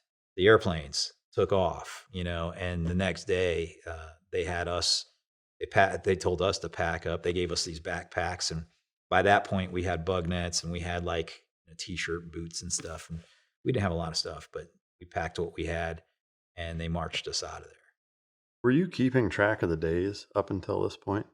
Yeah. So you knew exactly how many days it had been? Yeah, I knew everything. I knew what time it was. I knew how many days were there. Man, the value of time became the most important thing ever. I was aware of every second that went by. I was well aware of that. Tell me more about these boxes. How big are they? So I call them boxes. They were like a cube, and they were set up so that you could stand up in there. And you could lay down in there. So it was, made out of the wood boards, and they set up a little elevated, narrow platform for us to lay on. So we weren't laying on the floor of it; we were laying on the ground. And it had a door that was chained shut, and it had I don't remember, the roofing was like tin roof or something, but they used chicken wire to wrap the thing in chicken wire. So there's no way out of it. The top and the bottom of it was all wired in. And, thankfully, it was tough being in there. Thankfully, they would let us out of those boxes at night.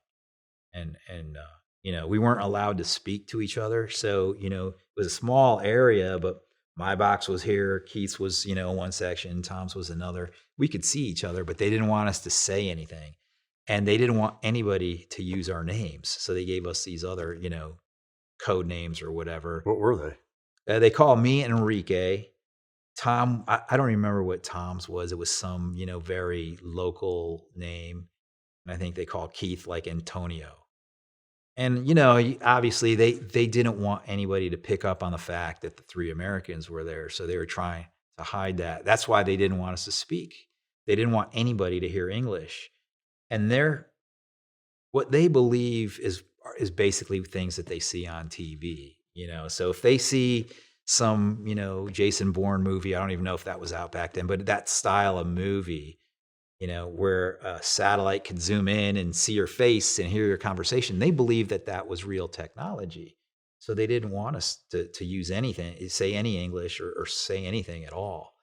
That was hard on us, just not being able to talk for so long. It was kind of like confinement. Yeah. How big was the fenced-in area that the boxes were in? It was probably, it was a little bit bigger than this room. Okay. It was enough that there was enough separation that we couldn't whisper to each other. Okay. But it was still kind of tight. Yeah. Can you describe the view from being inside there? Like not in the box, obviously, but in the what did you see around you? Yeah, very thick jungle. Okay. It was very thick jungle. They cleared out this little area. And the jungle is huge, man. And when I say huge, it's thick, it's dense, and it's also very, very tall. So, they cleared the low shrubs and the low trees, but it was still like thick. And beyond that, there was nothing to see. It was just jungle.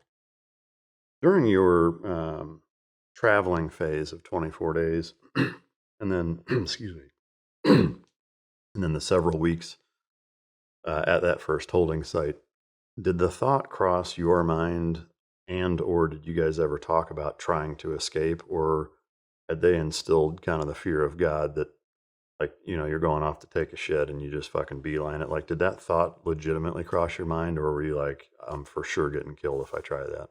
No, yeah, it was nonstop, nonstop looking, thinking about an opportunity to get out.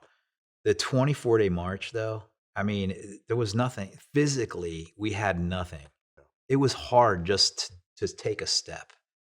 Physically, there was nothing to do. The only way it could have happened is if somebody came in and rescued us, and then carried us out of there. Basically, it was not possible.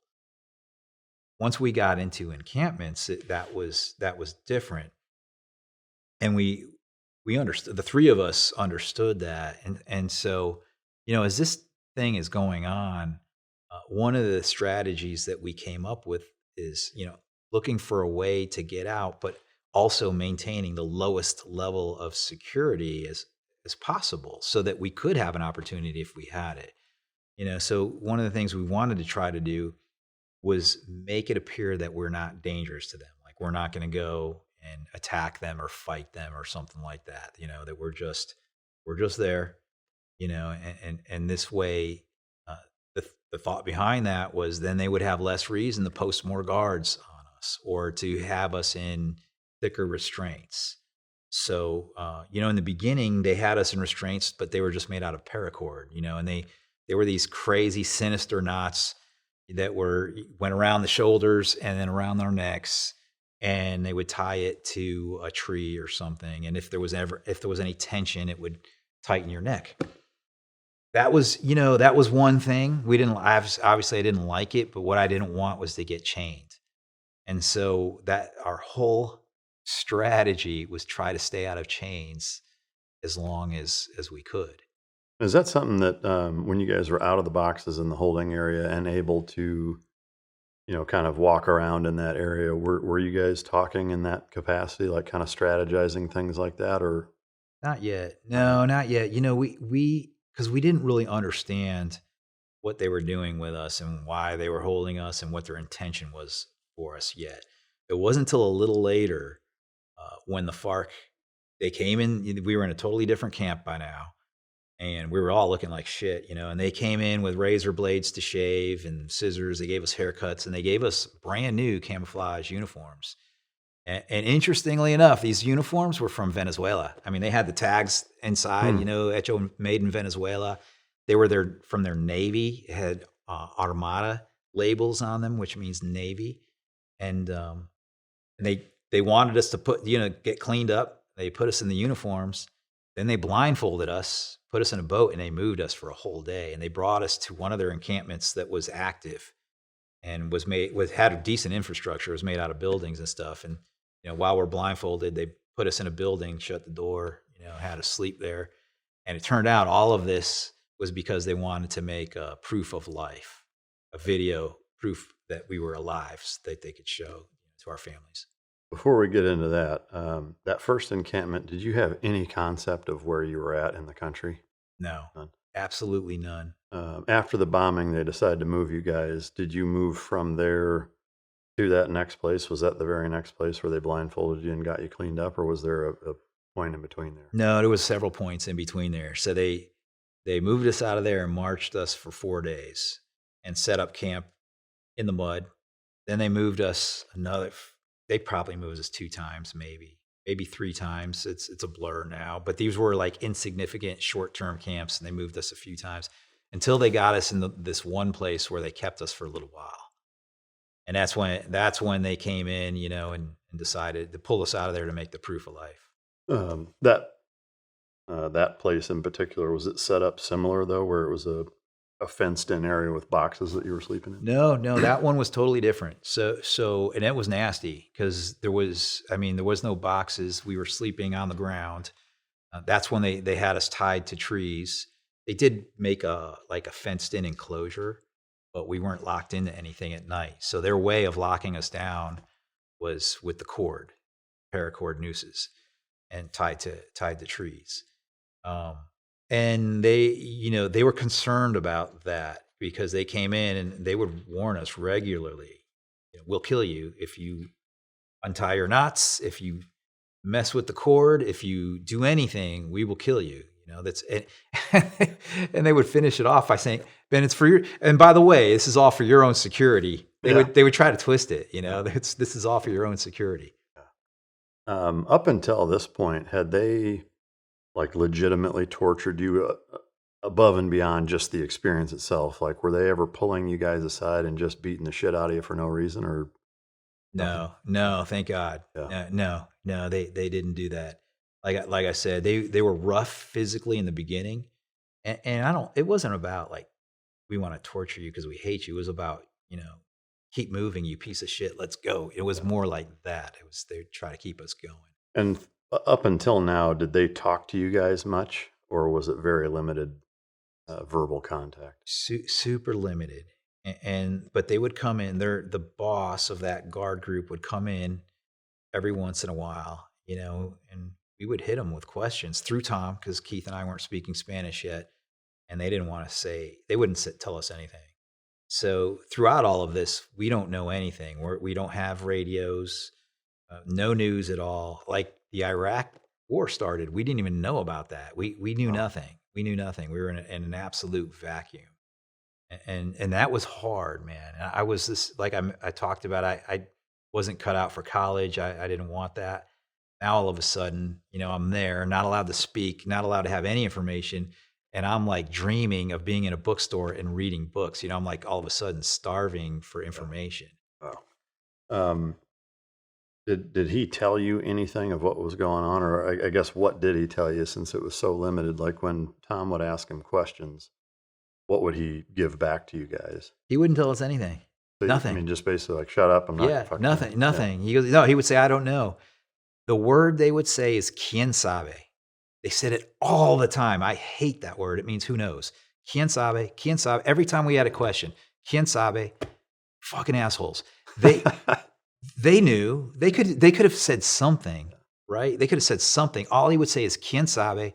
That was their thing. I hate that word. It reminds me of inshallah in Arabic, God willing, and it would be, you going to be on time today? Inshallah. It's like everything is, if God wants me to, I'll show up on time, or the bridge will be built by April if God wants it to, and it's the same thing. It's just like, fucking Christ. Yeah. At what point did you learn Spanish? And like at this point, did you know more than the day you were picked up just by hearing people talk? Or like, was it a progression? Or once you got into the kind of hard-walled building style facility, that's when it was the total immersion and you really picked it up? Yeah, no, from day one, I was picking it up because I was super alert and I was watching them, always watching them, watching their mannerisms, trying to understand the words. So I was picking it up little by little by little. I had a major breakthrough, and so did Keith, when we were eventually moved into a camp with a large group of hostages.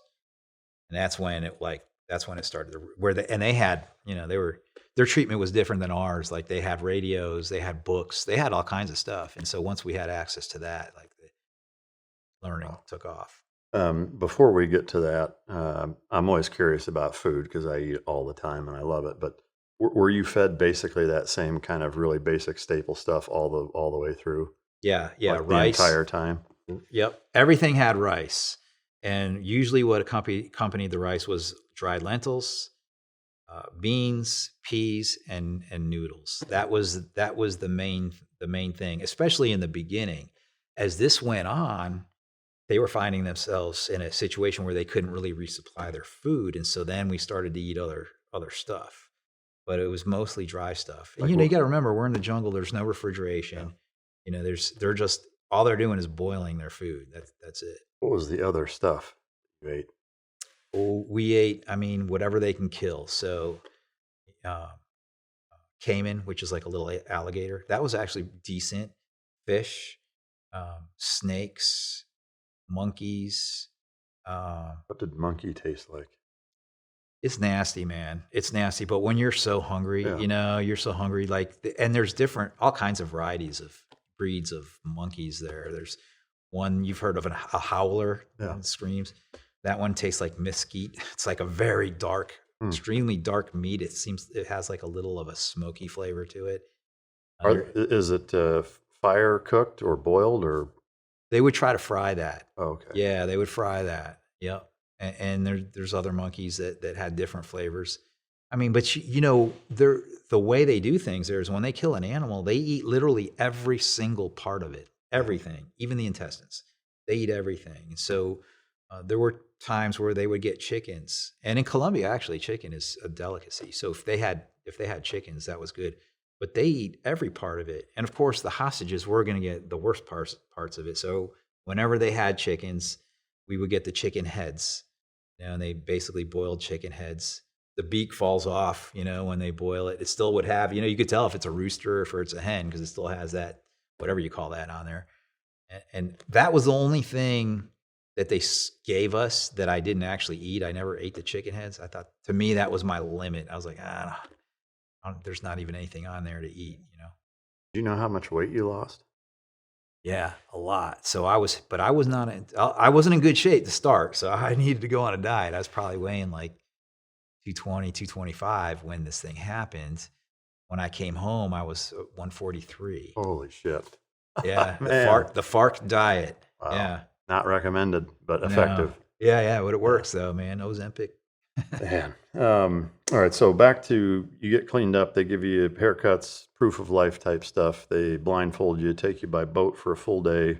Yeah. You end up in an actual building style compound. Yeah. Did they do the proof of life once you got there or prior to that? No, we got to this building. They had us sleep there. And the next morning they were getting ready to do proof of life. And we saw a bunch of gorillas that we'd never seen before. And there was this one gorilla that stood out to me. She was a female and she didn't look like she belonged there. In what way? She looked clean. Oh, okay. She looked clean. She looked manicured. Her hair was clean and straight. She was wearing camo pants, but it looked more like for trend than for function. She was wearing like this stringy type of tank top type of thing. And well built, attractive also? Yeah, attractive. Yeah. Wow. Yeah. She looked attractive and she did not look like she belonged there. Wow. And so I noticed her, right? And they had us in this room. They opened the door and she's just standing in the door, outside the door, just standing there, kind of like trying to be nonchalant. And I'm like, what's up with her? And Keith, Tom, and I, we noted to each other, what's up? What is that? Well, we found out, Ono Hoi Hoi is the name of the FARC's number 2 in command. And in Colombia, he's well known because he's straight up terrorist, very violent, has a bad reputation. Well, he shows up. And this was actually the second time that we meet him. And he says in Spanish, we're going to make a proof of life.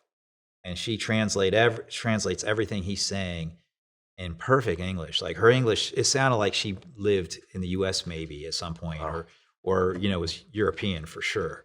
Perfect English. And they have this dude there that's a fake journalist, and he's got camera and microphones. And he looks at me. He goes, "Hey, Mark, are you Mark?" I said, "Yes." He goes, "I've got a message for you from your mother." And I'm like, whoa, my jaw drops and I'm waiting for him to tell the message, and he never says anything. He goes, gets his camera set up. He wanted to have all of that on film. What a dick move. Yeah, he's an absolute piece of shit. He's one of them, but he pretends to be a journalist, but he's actually a FARC militia guy. So they do this proof of life of us, and leading up to that proof of life, we were in that situation where we couldn't talk at all. We didn't have any information. And so they start recording us, and we're in the rainforest, right? It's super humid, and the fake journalist's camera is getting fogged up. So he's like, stop, let's take a break. And so we stop for a second, and we're in this little room, and I approached that girl, the translator, and I was drawn towards her because I felt like she could have compassion on us for our situation, being that we're probably from similar cultures. And I just say, "Hey, what do you think is going to happen with us? Do you think we're going to get out of here? Are they going to let us go?" And she didn't answer. And instead, she reaches into her pocket and pulls out a pack of cigarettes and bangs one out and puts it in her mouth, lights it. She's being all super dramatic with this whole thing. Just drawing it out. Lights it up, pulls pulls on the cigarette and exhales and starts shaking her head no. And then she says, "It depends on what your government does. If they try to rescue you, we're going to kill you." And she says, "We know they're trying to train the Colombians on how to rescue you. So if they rescue you, we're going to kill you." And I'm like, I'm in shock.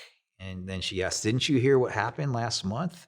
I'm like, we have no information, no radios. What happened? And she explains that the Colombians had located a camp with 24 hostages. And so they decided they were going to go rescue them. So they went in with helos.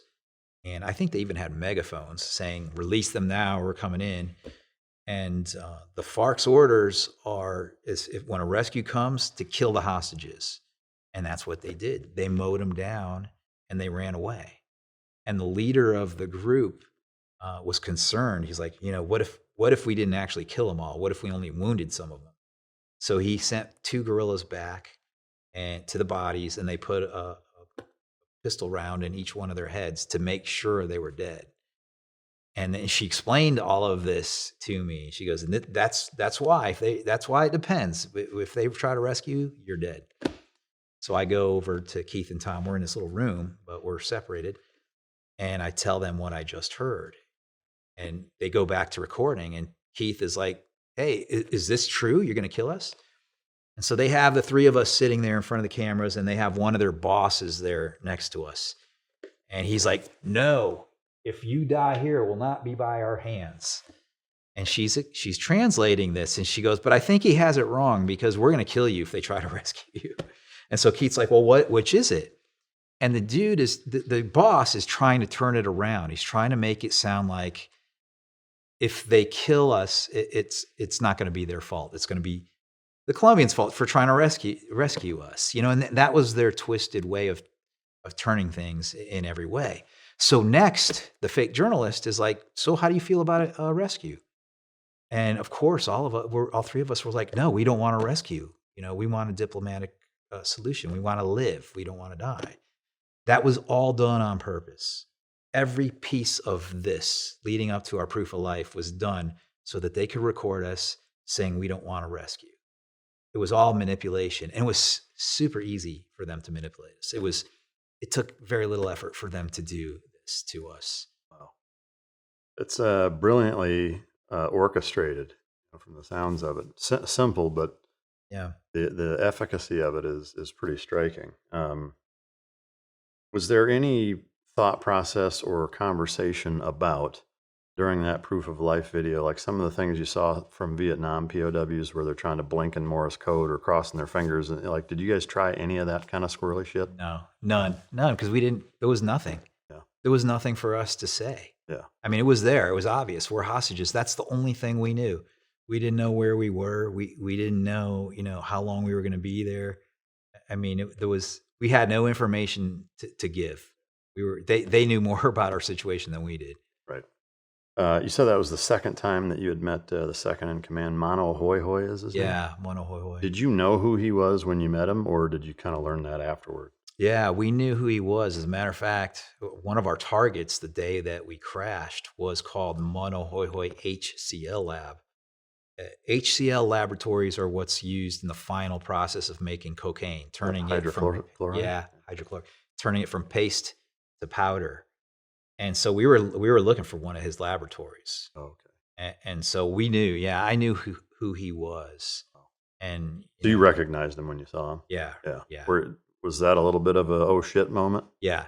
When we met, there was a couple of the bosses there, and I recognized a few of them. I recognized him and another boss named Fabian Ramirez, who was in charge of their coca cultivation in the south of the country, in an area called the Putumayo, which is pure. It was pure coca back then, and I think it's probably even more coca now than then.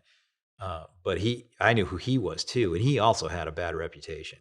And interestingly enough, I mentioned I was waiting for the interrogation. That never happened. They never asked us anything. We were brought to this place, the first place we met Mono Hoi Hoi. But before he arrived, there was two other high-level bosses that showed up. One of them was Fabian Ramirez, and the other was higher than him, a guy named Joaquin Gomez. And you could tell, by the way they carried themselves. Fabian Ramirez was definitely a more serious guy, and Joaquin Gomez was like a clown. I mean, he looked like a clown with his uniform. He had this scarf, like this colored scarf wrapped around his neck. It was all for show. He was excited to meet us. He had this really shiny pistol that, like chrome plated, man, with like ivory handles and stuff on it, all for show, and when he came up to us, I was like, oh shit, this is where we're going to get fucked bad. But it never got to that. The first thing he said is, you get involved in the war and now you're fucked. And then, he made a couple of comments. He was eating an apple, chewing it, real loud. And Keith is a gun guy, man. I wish Keith was here because he's a better talker than I am. But Keith is a gun guy, right? And he's like, what is that? Is that a Sig Sauer? So-and-so, blah, blah, blah. And, and translating through Tom, he diverts Joaquin Gomez's attention to get him to to get into like a braggadocious mood. And so, Joaquim is talking about guns, and he starts talking about the capabilities of the FARC and what they can do and this and that. And he never once asks us about what we can do or what our airplane can do. So we're just quiet, And he pauses and leaves for a second, and Fabian Ramirez steps in. And then Fabian is more serious, and he starts to ask some questions. He's like, "Where do you fly? You fly?" And he goes, "Do you fly in the Putumayo?" And we're giving vague answers. He's like, "We fly all over Colombia." And he's building up this line of questions when he gets interrupted by Joaquim Gomez again. Joaquim Gomez steps in and with just silly shit and takes over. And he's obviously a higher level than Fabian. So his own, I don't know, just attitude prevented Joaquim from getting any information from us. And then Joaquim never pursued it any further. And we met Monohoihoi shortly after that. And he never asked us anything either. The only thing he looked at us, put eyes on us, and then he pointed to this short, fat, ratty looking dude, dirty, nasty looking guy. And he says, he's going to be taking care of you. And then they took us out of there. Crazy. So, I mean, clearly by the way they were conducting themselves, intelligence gathering wasn't a priority at all. I mean, the fact that they didn't separate you guys and ask you all those things individually, that people were interrupting, and even the second in charge guy didn't really have much to say. It sounds like from the very beginning, you guys were valuable pawns, and really that's it. Maybe they gathered. Could they have gathered from the plane wreckage what you guys were doing and kind of answered those questions, or not really? No, but you know why? The helos were there, and the helos eventually pushed them out of there once we were out, and they collected the airplane. The airplane didn't stay there. It was gone the next day. They got it out of there. Yeah, I guess it's surprising that they didn't focus a little more on interrogating you guys. Yeah, no, their purpose for us was not that. They didn't care about getting information. They were pretty arrogant at that point too. They hadn't been under a lot of military pressure leading up to this. They were roaming around the jungle, man, with chainsaws, making noise, getting resupply very easily. They owned the jungle at the beginning of my captivity. It didn't stay like that, but in the beginning, that's how it was. Yeah. All right, so once you're at this new building facility, you go through the proof of life stuff. It had been several months that you're in captivity now? Yeah, we were over 6 months at that point. Months. You do your proof of life video, and then you wind up kind of at that same time in a more structured type of facility. Was it at that point that you were put in with other hostages and started to really learn Spanish and kind of network and things changed? It was shortly after that. So we did the proof of life, and then they moved us by boat back to the same camp we were just in. And they had us there for maybe 2 more months. And during those 2 months, again, we heard the sounds of chainsaws going off nonstop. And of course, by now we understand what that means. They're building something. So, and it was a lot. It was for a long time that we heard chainsaws going off. Well, eventually, Monohoihoi shows up again for the third time. He's into our camp, and it was crazy, man, because we were in this fenced-in enclosure. Keith, Tom, and I, and we were allowed to speak now, right? And the three of us had figured out that while we're being held hostage, we cannot just be sedentary if we can help it. So three of us came up with our own workout routines, and it was in the morning, and the three of us were in underwear, just underwear. It was hot, and we were working out. And Monohoihoi pops up, and he just out of nowhere, he's like, "You guys get your stuff and let's go." So we put our clothes on, and they move us to a boat, put us in this little river boat, and move us not that far, man, 20 minutes. And they get us out of the boat, and they walk us into the jungle. And as we're walking into the jungle, we're starting to see things. And I'm starting to notice there's these elevated towers. They're guard towers. There's guys inside with rifles. There's a big fenced-in area. And they walk us around this compound. And it's a concentration camp is what it is. And there's a bunch of hostages in there. and they parade us around where the hostages are being held because they want to show us off to the hostages. And as we're walking around, they stop us, and I'm looking inside the fencing, and I see it was 28 men. And they recognized us immediately. They had radios playing, and they came running out, and they tried to speak English to us. They knew who we were. They heard everything about it in the news. So they were all Colombian? All Colombian. They were all police or soldiers. They were either policemen or soldiers. There was one politician, a governor, that was being held in that group. And as we're standing there, I'm expecting that they're going to put us in this thing, in this enclosure with these guys. And they look bad, by the way. I want to point out that they're in physically very bad condition. They just look sickly, pale, thin, rashes on some of them. And I had asked them how they were and how long they had been there. And that's when they started to answer 4 years, 5 years, 6 years, just like that. The guy said 6 years. And we hadn't even done a year yet at that point. And I was hoping to get out in the next couple of weeks, and I'm like, holy shit, these guys are 6 years they've been held hostage. And my heart sank, not only for them, but for my own selfish reasons. I was like, that means we could see that much time here. They'll hold people forever, it seems like. You can't get rescued, they'll kill them. And so it was a shocking moment, but they never put us in there. They walked us around, and they brought us to the backside of this enclosure where there was more people being held inside. And they went and put us in there.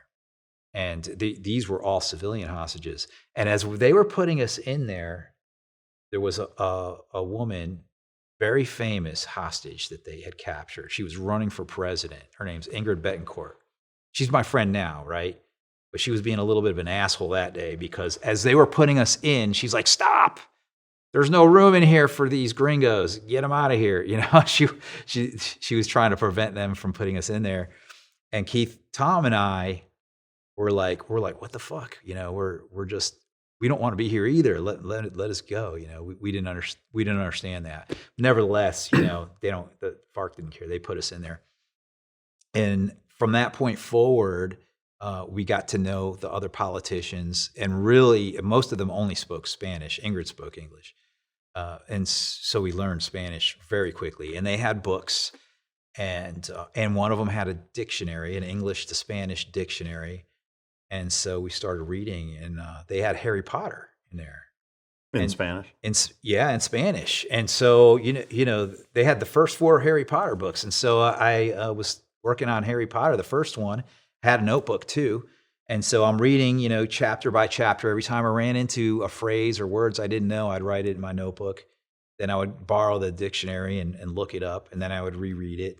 And little by little, I was gaining more and more Spanish, and I was learning this is a big thing. I was learning how to conjugate verbs. They conjugate their verbs differently than we do in English. It's totally foreign to the way we do it in English, and that helped me a lot. And then something else happened, right? And when I tell my story, I just have to tell the truth and what I believe as a Christian. I prayed and prayed and prayed to have a Bible. Leading up to this, I prayed for a Bible. And I would always ask for a Bible in English because I didn't know Spanish yet. And when we were in that camp, a Bible appeared. And I know this for a fact. That was a miracle. God made that happen. I know that's how that Bible got there. And I started to read the Bible, and I asked for a Bible in English. This one was in English and Spanish. So it's got it's got the scripture in English, and that same exact scripture is also in Spanish. And so in one book in my hand, I would read in English, and then I would look at it in Spanish. And that topped it off for me, man. And then being with these other Spanish speakers, that really brought my Spanish up. I still have that Bible today. Really? I still took it with you? Yeah. My prized possession, man. That is by God. I'll always have that. Wow. I will always have that. Do you have a picture of that you could show us or send to us and put it in the show? Yep. Man, were the civilians in any better shape than the soldiers and policemen, or were they in pretty rough shape too? They were they were treated a little differently. So I think they were not in good shape, right? Nobody was in good shape, but it looked like they were getting certain things, and some of them were older. And like, for example, one of these guys that was being held hostage, he was abducted. He was just on an airplane. He's a politician. He was going from point A to point B, and they hijacked the airplane, forced it to land in some airstrip they had just cut down, and they took him off and abducted him. But he wasn't in good health at all. So they would give him dried milk every once in a while. They would give him things. I think they might have been giving him vitamins when they got him. And the guy was not in shape to be there. And when they would march us, he would have to do those marches. It was torture. How often and how far and why were they marching you guys?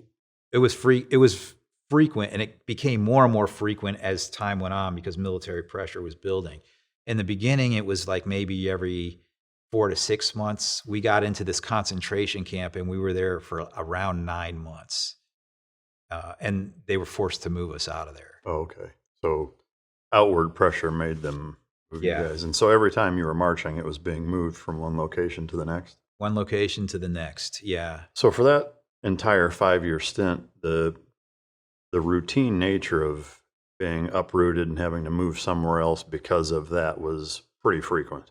Yeah. Yeah. So you never really spent, it was 9 months the most time you spent at any one spot, and it was that location? I think that was the longest we were at any spot. Was that the only location that actually had buildings and was kind of a compound, or were there others?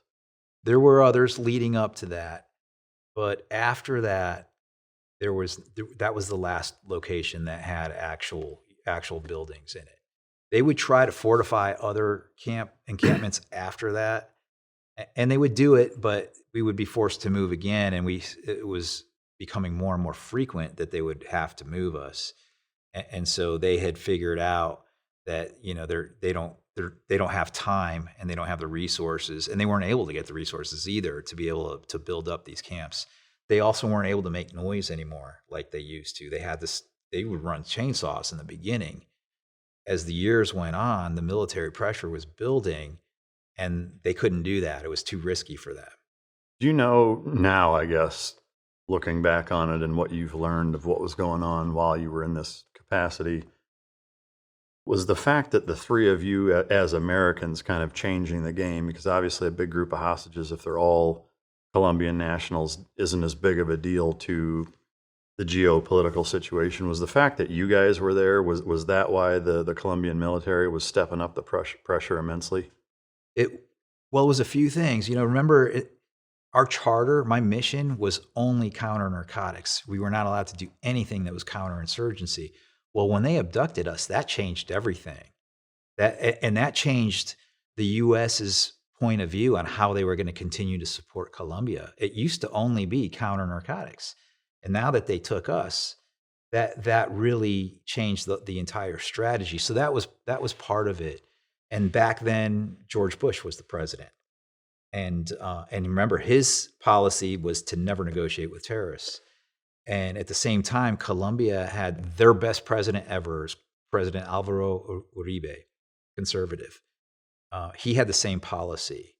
And when they took us, that kind of opened up the destinations for U.S. funding, because they were still receiving a lot of U.S. funding. There was this thing called Plan Colombia back then, which was made to help the Colombians deal with the drug issue. And they were still receiving Plan Colombia money, but now they could use it directly against FARC, even if it was not drug related. And it also, you started to see more training going on. The 7th Special Forces Group was always there conducting training with the Colombian forces. But I think that also changed, and that was starting to be elevated in a different fashion. And so all of these things combined, the U.S. support, U.S. training, plus a lot of the U.S. effort to locate the three of us, kind of added up into a lot more increased pressure on the FARC. And so the Colombian president came up with a new operation. He called it the Patriot Plan, Plan Patriótica in Spanish. And it was something that was supposed to be more precision focused on getting the FARC. And he really was a lot more bold when it came to operations where there could be hostages. Generally, previous governments were like, "Oh no, hands off." And he was super. He had a lot of balls when it came to doing that. Of course, it was our balls that were on the line, not his. But he was more willing to take more risks. But he didn't want to kill hostages anymore. And when I say that, I don't mean he was killing hostages. But every time they would try to rescue hostages, and it happened multiple times, the terrorists would kill everybody and get away. And so they had to do things differently.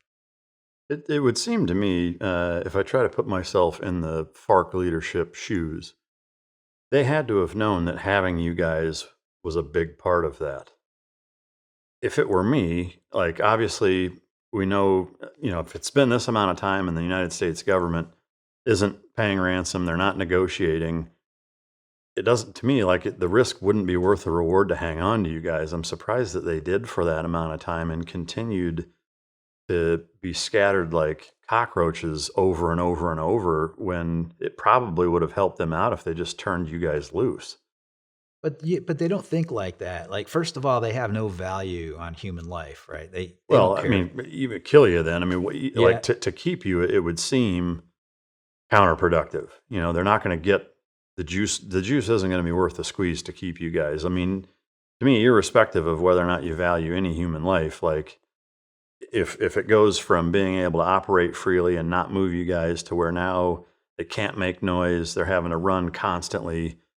If it's me, I'm going to be like, dude, get rid of these fucking 3 guys so that we can take some of the pressure off. And now at least America isn't trying to fucking locate this band of hostages, which also makes me ask, once you were with that big group of hostages and you're learning Spanish and you got the Bible, did they then move that entire group every time you guys moved, or was it just some of you?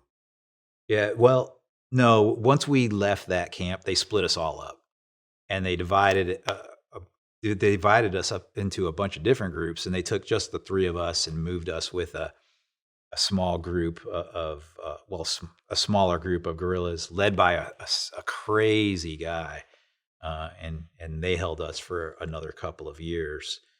And one of the things I mentioned about how they had already been holding these other soldiers for 6 years, part of the way they think is they know that governments will change, and that's the way they operate. If they can't get what they want while Bush is president and while Uribe is president, they'll just wait out, and they'll wait till the next administration comes in, and maybe there's a chance. And like right now, if you look at Colombia and who their leader is right now, their president used to be a guerrilla. Wow. And he's giving these guys everything right now. He's giving them everything. So in a way, they're A long game. it's a really Well, that makes more sense. And maybe that's the answer. Sounds of it. But yeah. I still think, again, if it's me and I've got dozens or hundreds of hostages, the 3 that are causing the most problems are you guys.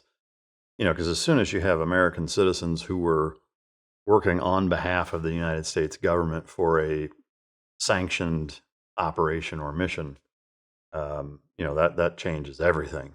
So to me, it's surprising they hung on to you as long as they did. Yeah. Once you moved from that big location in the biggest group, were any of the other locations or movements to those locations, circumstances, environment, were any of them vastly different, or was it all kind of the same thing for the rest of your time there? Well, we were always in the jungle, but some of the jungle is in mountains and some of it's in flatlands. And when we left that big camp, we named that camp Camp Caribe, by the way. They moved us into the mountains, and it was totally different. The water was cleaner. It was cold though, so when you're taking a bath, it's ice cold water, and the terrain was a lot more difficult to move around in. It tends to rain most of the year there. It's like 10 months out of the year it's rainy, and then 2 months it's their dry summer. But generally, it's always jungle. It's always trees. It's just whether it's flat or whether we're up high or not. It was cold at night in certain areas and usually like hot during the day. So the temperature would fluctuate a lot. And as hostages, we had very few belongings, but at one point on a movement, they had stopped and we spent the night, or even actually it was a couple of nights where they resupplied and held us in what was an abandoned hospital, like one of their old hospitals. And we found blankets there in the little room they kept us in. They had a bunch of junk in there. And we found blankets, like big, thick blankets. And I decided I'm going to keep the blanket, which is, it's a choice. It's a decision you have to make because you have to carry it, right? Everything that you gather, you end up owning as a hostage is weight on your back. And all our movements are on foot. So we have to carry everything. Travel light, freeze at night. Yeah. And that was, Keith didn't, we all had an opportunity to have a blanket and Keith dumped his because of the weight. Yeah. And I kept mine because, man, I couldn't deal with it. It was just too cold. We had that saying in the SEAL teams when we were doing, multi-day patrols and reconnaissance and whatever. And some guys would do travel light and mooch. They would. So I'm curious, did he ever try to bum your blanket or get under there with you? Oh yeah. He always was, man. It. He's the biggest guy not carrying a blanket. Same thing. Like we would accumulate bars of soap. They have weight, but that's super valuable to us. We might not see soap for a year, and so he's like, "Hey, can I use your soap?" I'm like, "Dude, you fucking slacker." That's classic. Some things never change. Were there any other kind of creature comforts that throughout your entire time there that you came across? Cigarettes, dip, coffee, like anything like that they ever gave you guys?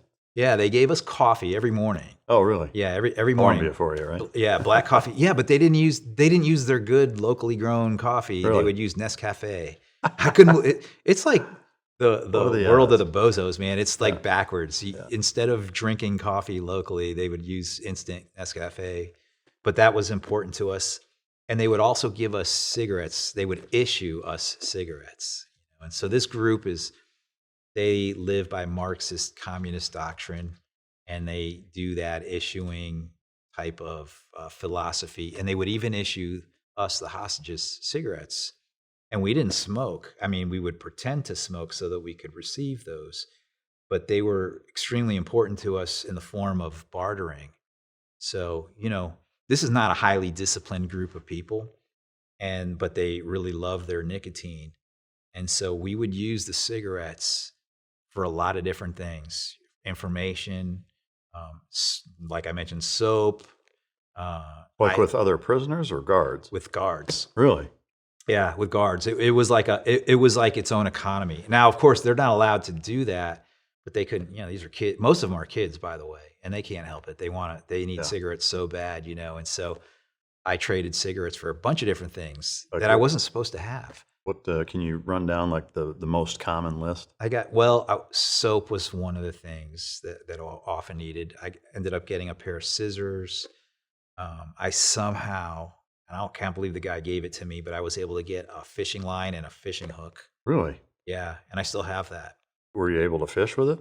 No, that was. I had that stashed and hidden in case I ever got away and I needed to escape and evade those guys. I thought that could potentially be a food source for me. I was able to get that. I got a lighter. What else? Towards the end, I actually made a deal with one of them for a radio. Oh, wow. And he gave it for 10 packs of cigarettes, man. And I didn't have 10 packs of cigarettes. I had accumulated 3 packs of cigarettes. And I went into debt. Even as a hostage, I owed a debt. I was supposed to owe him 7 more packs of cigarettes for this radio. And he went for it. And we got rescued, so he never got the 7. And I still have the radio. Wow. Yeah. That's fascinating. From a hygiene standpoint, obviously that's a long time to be in such substandard conditions. It sounds like you never brushed your teeth. No, we did. So they gave us toothbrushes and toothpaste, tubes of Crest toothpaste. Wow. You'd have to make that tube last like 6 months though. And believe it or not, we learned how to do that. Just put a pea-size drop of that on there. And we even had thread. That was one of the things that we would use cigarettes for, is to get thread. And you could split the thread, in the twine, and use that as floss. And believe it or not, my teeth were pretty good. Aside from, being chipped and stuff, they were in good condition when I got out of there. Wow. Did you ever get sustain any other injuries throughout your 5-year period of all that moving around? And did you ever get like really sick? Yeah, all three of us were sick fairly regularly. And we had malaria a couple of times. I ended up with some form of hepatitis. My skin turned yellow, got real weak. All constant stomach problems. That was fairly regular. Would they treat any of that, or was it like when you got malaria? I mean, that'll fucking kill you. Yeah, they would treat us. They would try to. So, and with the malaria, they call it paludismo. It's a known thing down there, and they have a treatment for it, an actual medicine. And so they wanted to keep us alive. So they would treat that with actual medicine. Do you know what it was? I mean, we used mefloquine, I think, right? I have no idea. No, I have no idea. And we would get other things. Like there was this bug that would it was like a fly that would land on you, and it would somehow inject its seeds into your flesh. Like larva? Larva, yeah, and it would turn into a worm. And if you didn't get rid of it, it would turn into like a large, like an earthworm type thing in there. And, you would have to have somebody squeeze it out like you're squeezing a pimple, and it would come out. So there was another thing that was also some kind of bug-borne disease where it would cause an infection on your skin, and it would go down into your flesh, and it would just rot. And the only way to treat that was with some type of injection. And they would you had to treat it, or else it was like a leprosy type of thing. It would your flesh would rot away. So they had, somebody was considered their medic, and the person who was the medic because they were strong enough to carry the extra stuff in their backpack. They didn't have any actual medical training. Wow. But they would be in charge of dispensing that stuff, and whenever they could, they would save the medicine and use whatever their native remedies are. Wow. Man, that's a brutal way to live for that amount of time.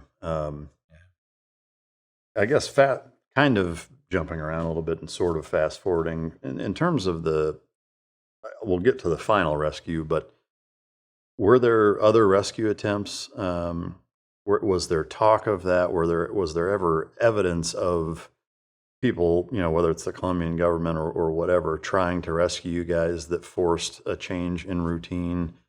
And did you guys talk about that at all? I mean, not now that you can kind of conversate more frequently and freely, and you speak Spanish, and so you can kind of hear more of what's going on. Over time, did your perception and attitude change toward being rescued on how realistic it was or not?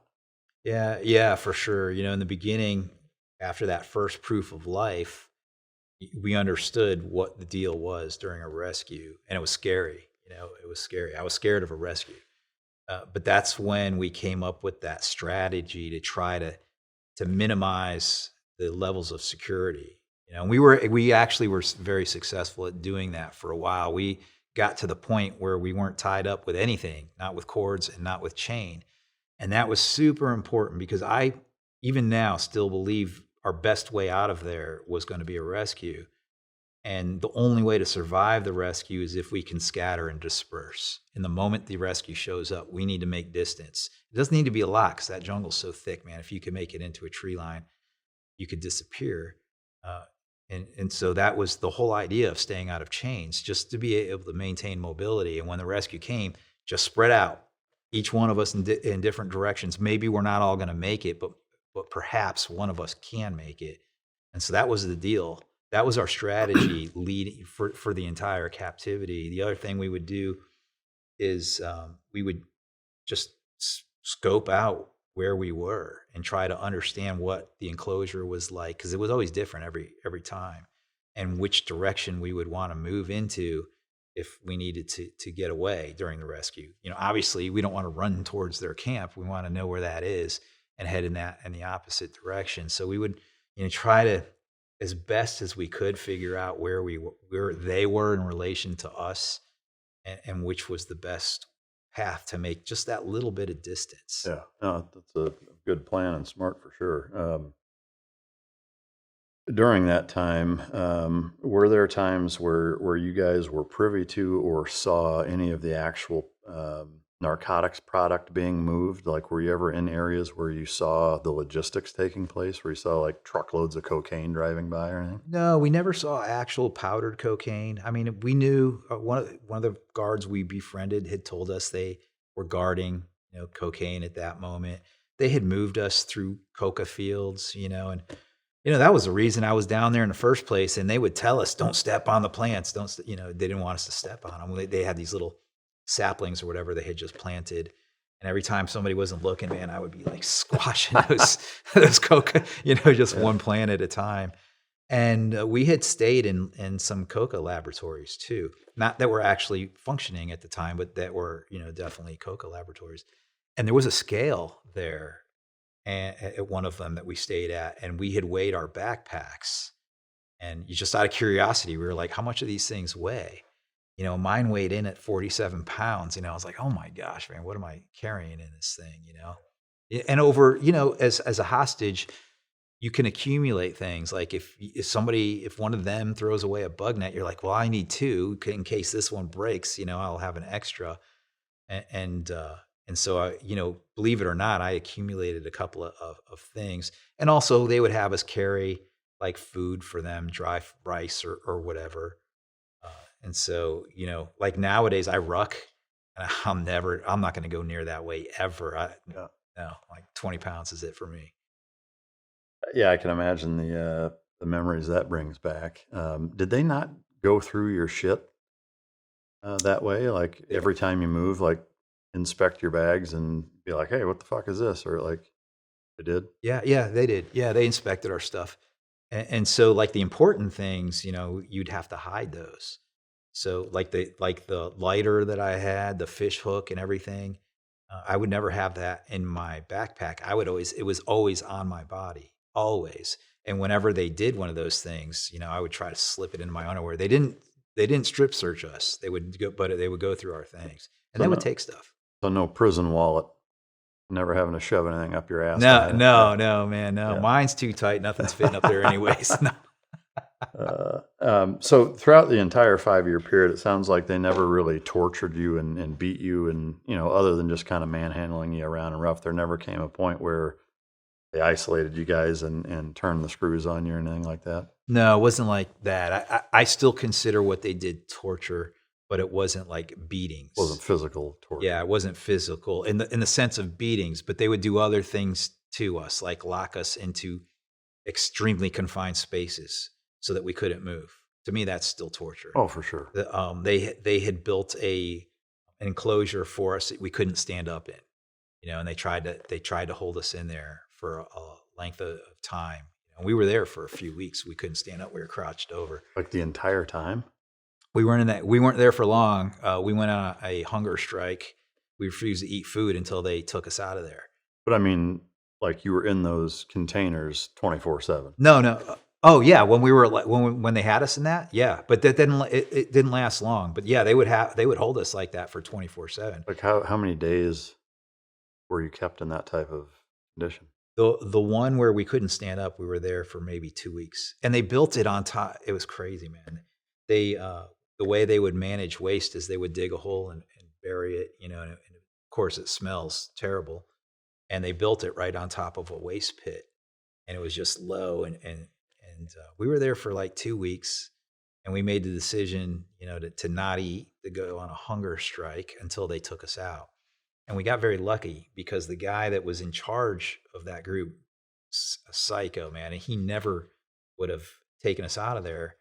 But somebody outside of the guard group, another FARC terrorist, showed up, and he was like one of their supply guys, but he was a higher level. And when he saw that we were in there and that we weren't eating, he was like, "Hey, you need to take him out of there." Wow. And that's when they changed that. They changed that situation. It was another time they had us in this barbed wire thing they had brought in a spool of barbed wire, and they just wrapped it around the trees like a spiral and had us inside of there. And the part that was so bad about that was the fact that it was on the side of a mountain, and it was forever raining there. And so every time it rained, the ground turns to mud, and we were like always sliding into that barbed wire, and getting punctured and poked by it. That was nasty. What was the purpose behind the box? Was it just that was the guy in charge then, and he wanted to be a dick? Yeah, he hated us. Yeah, that one was just because he was an asshole, man. Yeah. There was really, that wouldn't be the smart way to hold hostages, when you're pushing them to the point of where they're resisting, And the thing with resistance was we were trying to be smart on when to use that, like you can only play the resistance card a few times. Then after that, if it doesn't work, you get really fucked. And so we're like always, I was always trying to save resistance for when I could get a benefit out of it, like freedom, escaping, or surviving a rescue.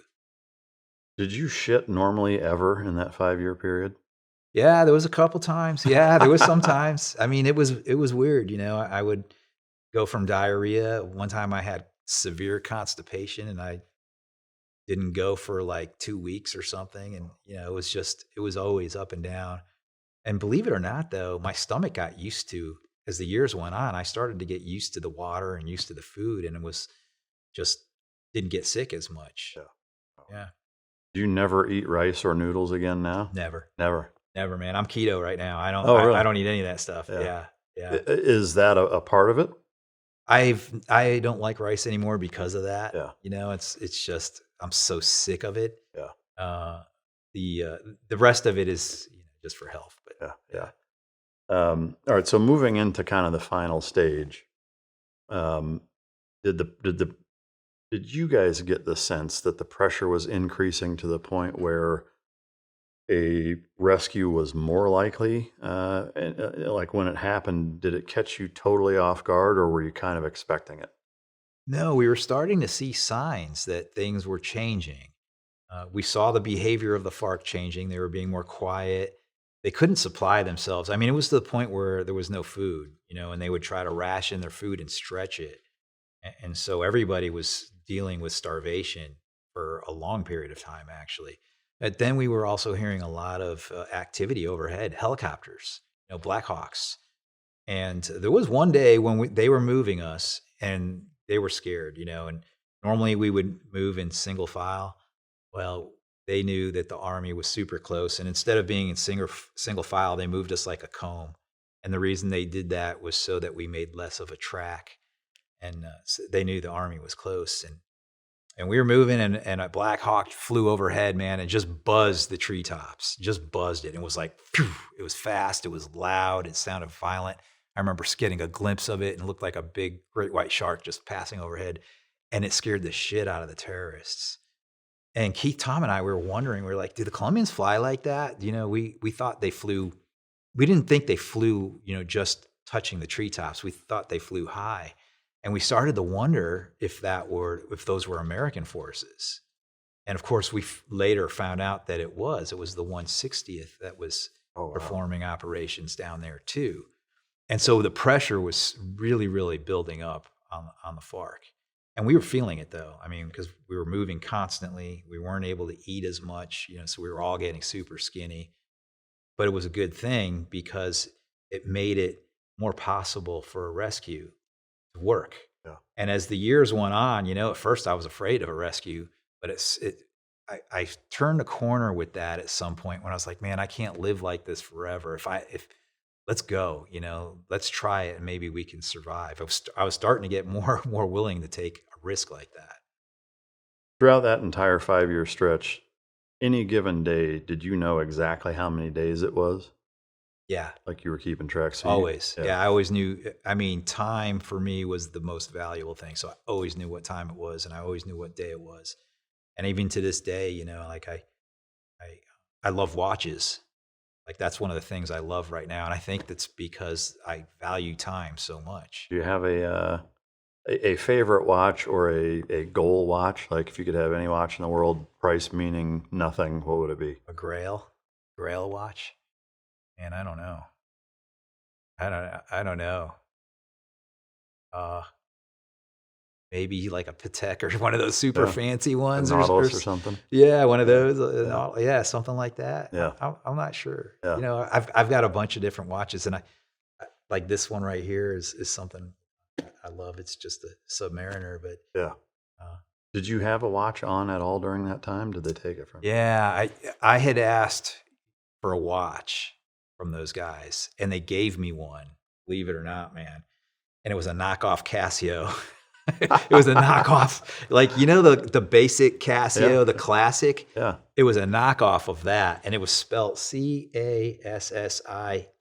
with a Q at the end, Cacique, and it worked for around 11 months, and then it didn't work anymore. So but there's a lot of different ways to know what time it is by the position of the sun. They change guards every 2 hours, so I knew what time it was based on guard shifts and stuff like that. Wow. All right, so Operation Jaque rolls around. Where were you guys at, and can you kind of play by play walk us through the rescue operation? Yeah, so this is in 2008, and we had been marching all of 2008. We started right before Christmas of 07, and they had us on a nonstop move. And that was around the time when we heard the helos too. And it felt like the helos were almost guiding us as if we were sheep. We would move in one direction and we would hear helos, and all of a sudden we would start heading west again. And it was weird. It was like they were corralling us, and the FARC were trying to avoid those. And the helicopter activity was almost the entire 2008 timeframe leading up to our rescue. So it was January, February, March around that time. And then things started to slow down towards the end of March into April. And we didn't hear any more activity, but we were still seeing stuff on the grounds. Like one day the guards showed up with MREs. We're like, where the hell they get MREs? And we figured out it was because the Colombians that were getting dropped in, they had their packs, and they would dump all the heavy stuff out. So, their MREs included like their dessert. They called them bocadillos. They would dump those and carry just the essentials. And our guards were finding that kind of stuff. So we were like, man, they're right on us, And there were even times when they were marching us and we would cross a path, and we thought that could have been a path that the Army had just been on. So pressure is building, up until all of a sudden, in around the May timeframe, it basically stops, and we stop marching. They bring us into a camp, and they start feeding us food, like food we had never seen before. And they needed to do it because we were all in super bad shape, man. I remember looking at Keith, Tom, and the other hostages, and everybody was just a stick figure with this big head, big teeth, big mouths, and little skinny bodies. We were bad. What food did they give you? They were giving us vegetables, beef, like stuff we had never seen, man, like corn. There was all kinds of food, and they were giving us as much as we could eat. Oh. And eventually, their leader comes in and he gives us civilian clothes too. He's like a shirt, like a white button-down shirt and blue jeans and stuff. He's giving this to all of the hostages, and I was like, picking my moments to resist. I'm like, I'm not taking that, I was starting to suspect they were going to do a proof of life again, and they wanted us to look more healthy. And I'm like, I'm not taking that. I'm going to be presented in what I'm wearing, these rags. But I ate the food because I was starving. So we knew something was up, and my belief was they're going to do another proof of life. And we were being held in this area with 6 hostages, but there was 2 other hostage groups nearby. And that was smart tactically by the FARC, because if one of those got rescued, they could kill the other 2 real easy, the other 2 groups real easy. But they brought all 3 groups together, and they moved us to a building, which we hadn't seen buildings in a long time. And they moved us to a building, and here's the craziest part. It was out in the open. It wasn't in the jungle. And we're in this building. We sleep there that night. And the next morning, they bring us breakfast. in like little porcelain bowls with nice utensils and things. And we're like, this is, I was thinking, this is very odd. That's not normal at all. What is up? And so, have breakfast. I stole the utensils because they were nice. I was like, I'm keeping these. And then all of a sudden we hear helos approaching. And so one of the things I didn't mention yet is that every time we heard helicopters, the FARC would get ready to kill us. And if we were in an enclosure, they would be at the door of the enclosure and waiting for the order to come in. If we were not in an enclosure, they would get ready and not surround us, but get on, get ready. Firing squad line. Yeah, that type of thing. They would chamber the rounds and be ready. And that happened every time we heard helos. So over a 5-year span, how many times would you reckon that happened? Hundreds of times. The psychological impact that has over and over has to be just god awful. Yeah, it was terrible, especially in the beginning, man. It's not good. No. You're waiting for them to shoot you. It sucked. Did you get used to it? Yeah, over time you got more and more used to it, and you would watch them and watch their bosses and just try to guess what's going on. But we would also try to be ready. Keith, Tom, and I, just be ready to scatter like chickens. That was our best plan. This day, though, they didn't do that. And the helos are approaching, and I had gotten used to, I've never been around, even though I was in the Air Force, I hadn't been around aviation that much. And over the course of the years, I had become really sensitive to sound of helicopters. I mean, you could almost feel them before you can actually hear them. And every time we heard helos, we would alert each other. Keith, Tom, and I would alert each other just to be ready. And so when the helos were coming this morning, I alerted Keith and Tom in English that their helos are approaching, and went into observing terrorists. And they approach us, and they're like, one of them says, "Keith, you come with me," and another one, "Tom, you with me," "Ingrid, you with me," and one by one. They're leading us out of this structure. They're not getting ready to kill us, right? They're just leading us away, like relaxed. And they take us out of the structure and they bring us to the river. And as we're walking to the river, I could see the helos show up. And there's two of them, one flying right behind the other, and they're painted white and black, or white and red, almost like the Red Cross looking colors. And so they're definitely not military. They're civilian airplanes. They were Hips, those Russian Hips, like one of their biggest helicopters. And so on seeing the helos, man, I got super excited. I was like, this could be something for our freedom. This might be maybe they're just going to let us go. So they put us in a boat, and they just move us from one side of the river to the other, get out of the boat, and we go up the embankment, and there's a big coca field there with a fire lit in the middle. And the helicopters are doing orbits, and then one of them comes down and he lands right there. They open the door, and this crew comes out, all in civilian clothes. And there's a cameraman with a big news camera and another dude with a microphone. And they go running directly to a group of the guerrilla.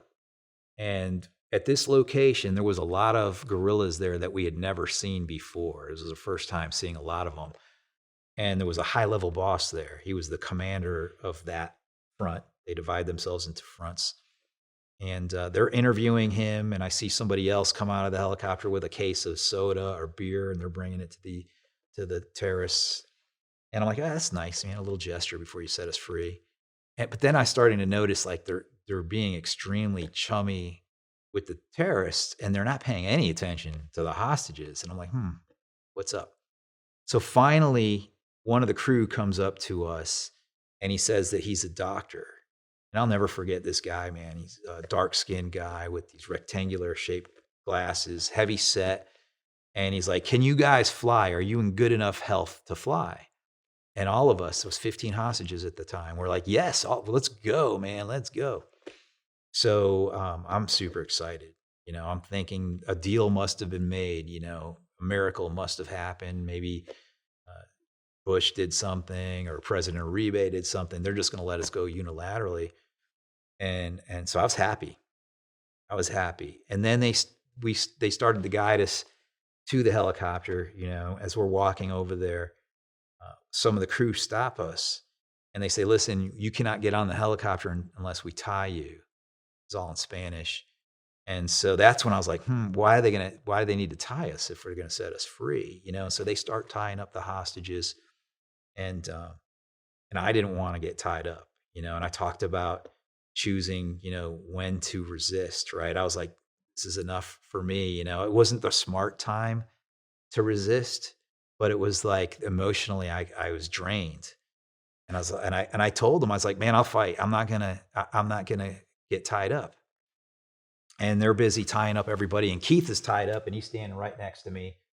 And he's like, Mark, if they're putting us on helos, it's gotta be for something good. I'm like, dude, they're not gonna tie you up for any good reason. They're gonna move us to Venezuela, probably. That's what I thought, that they're gonna move us to Venezuela and forget it. We'll never get rescued there.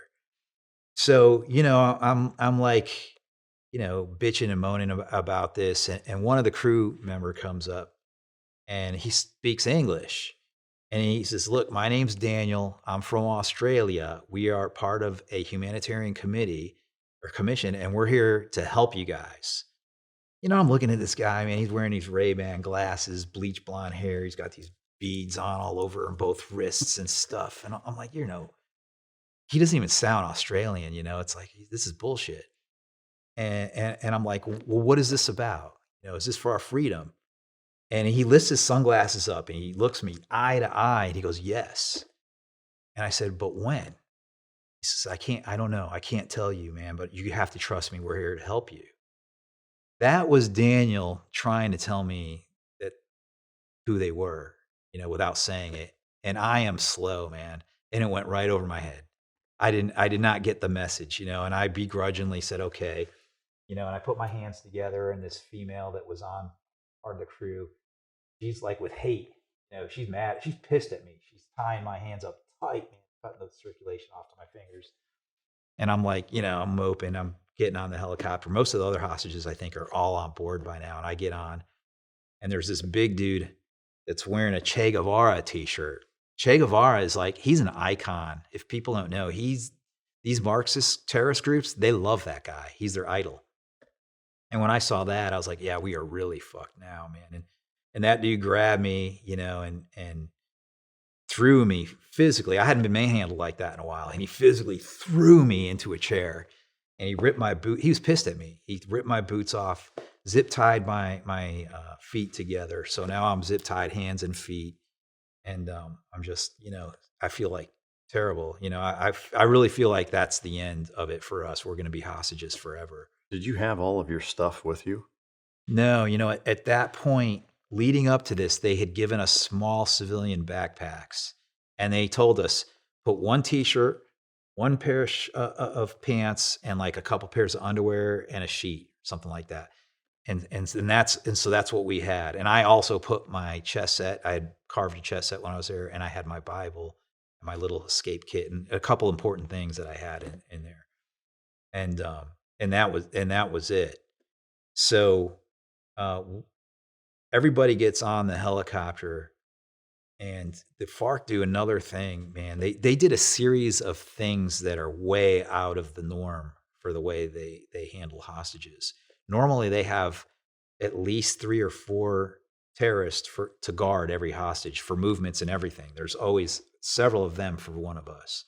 Well, when they put us on the helicopter, it was 15 hostages, the crew that was part of the helicopter, and only 2 terrorists came on board. And so they shut the door, the helicopter takes off, and there's just absolute total chaos that breaks out. And I see one of the hostages, an Army guy that had been there, held hostage for over 9 years, a Colombian. His hands are tied together like this, and he's trying to put his hands around one of the terrorists' throats. He's trying to choke him out. And I'm like, holy fuck. And this guy, the terrorist, is pulling for his pistol, and Keith is right next to this, and so I stand up, my hands and feet tied, and I'm screaming, Keith, make distance, get away. And for as loud as I'm shouting, I'm worried about Keith getting caught up in all of this. It was like I'm screaming as loud as I can. It's like my voice is not carrying, right? And then somebody eventually comes and grabs me in like a bear hug and forces me backwards. And he looks at me and it's in Spanish. He goes, "Somos ejército. We're the army. We're the army." And I didn't get it, man. I was just more concerned about Keith. So I look past him and I see this terrorist. His pistol has been taken away. The Che Guevara t-shirt guy is literally on top of him and he's dropping this ground and pound on him, man. He's just beating him. Everybody's trying to restrain this guy. And that's when I was like, I couldn't believe it, man. It was such a shock. It happened so quick. I was like, we're free. The guy that had pushed me back, he cut my hands loose and cut my feet loose. And I could see the two terrorists are struggling, but they're losing. And the guy, the terrorist that was right across from me that had the pistol, he would not stop fighting, and the doctor that came up to us, he's holding down one of his wrists and he looks at me. He's like, "Grab the bag. There's a vial and there's a needle." He's saying all of this in Spanish. He's like, "Give me the needle." So I do what he says. I give him the vial, I give him the needle. They fills it up and he injects the terrorist with whatever that medicine was. And that was the end of his fight. He went to sleep. And so all of this occurred in the course of 1 or 2 minutes, and it was super fast, but it was like a shock. It took me a second to understand and comprehend everything that had just happened. But it was, just as quickly as I fell into it, that's as quickly as we ended up hostages. That's how quick we were pulled out of there. Man, I mean, what a roller coaster of emotion from, being pulled out to like just that whole transpiring of events. So was it ultimately like a covert thing where they pretended to be somebody else? I mean, like looking back on, or what did you learn after the fact of how they pulled that off? Yeah, it was amazing what they did. This is a long story. I'm skipping a lot of important pieces. One of the things that's very important is one of the hostages actually escaped. He was in our group and he broke his chain and escaped in the middle of the night. And he was evading for 17 days until the police found him. I mentioned, it's really important. What he did is incredible. But when he got out, he brought so much relevant intelligence to the Colombians. I mean, he knew who was holding us, where we were being held, how we were being moved. I mean, the information he brought was incredible. He knew how they communicated. And the Army understood the way the FARC communicated, but now they knew exactly who was holding us, how they referred to us. And so what they did is, building on that intel, they came up with a plan where they were starting to insert themselves into the FARC's communications. And they would receive orders from our group, right? They would get orders and they would respond to those orders as if they were FARC bosses. And they would start sending orders to our guards as tests. Like they would say, move to these coordinates. And if we moved to those coordinates, they knew they were being successful. Then they would get more daring and say, put this hostage in that group and take that hostage in this group. And they would do these little things. And every time they saw that the FARC were following their orders, they realized that they could take even more bold steps. And so they came up with the plan that they were going to send helicopters to move us. And at the same time, there was a lot of different things happening, legitimate, real things happening, like the French were sending these commissions in. The Catholic Church was getting more vocal, and there was a lot of different movement happening, and it all blended perfectly with these fake orders that the Colombians were sending to the FARC. And so when they sent the order to move us by helicopter, they thought they were receiving those orders from their boss. Wow. So they completely tricked them. Completely tricked them, yeah. And they had to do the same thing on the other end, They had to receive orders from the bosses. And so they just inserted themselves in the middle and were sending these fake communications back and forth. And the FARC never knew it. That is brilliant. Yeah. It was the only way. And, not a shot was fired. Wow. Nobody was in danger. Now, the guys that went in to rescue us, were obviously taking a humongous risk, because even the most minor thing could have tipped off any guerrilla, and it could have ended everything. So those dudes are heroes for me. Who were they? They're Colombian intelligence officers. So like the fake Australian guy was actually a Colombian intelligence officer? Yeah. Wow. Yeah. And, I talked about my form of intel, my discipline is imagery. Their intelligence is much different. The way they run it, it's a lot more human based. I mean, and it's a lot more undercover infiltration work. That's what they do a lot of, is they infiltrate as if they are a militiaman or a terrorist, and they blend in, and they do amazing things. Before we get into actually coming home and that whole process, two questions I wanted to ask about still during captivity that I wondered. Number one is family-wise, like keeping track of time the way that you did you guys recognize Christmas, Easter, 4th of July, birthdays, family events, and do, even if an internal celebration, something like that? Did you guys actually do anything for those important dates? Yeah, I did. I was always aware of everything. I knew when it was my kids' birthdays.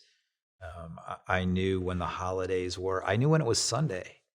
And on Sundays, I would pray and have my own little worship service with me, just me. Wow. Like I was always aware of what day and what time it was. And sometimes that was hard, around Christmas time. It would be hard to be away from family. But at the same time, it was also kind of, I would imagine, what time is it? It's 4:30. They are probably doing this right now. And I would fantasize about what they were doing, what their days were looking like, and things like Did that. you guys wish each other Merry Christmas? Yeah. Yeah.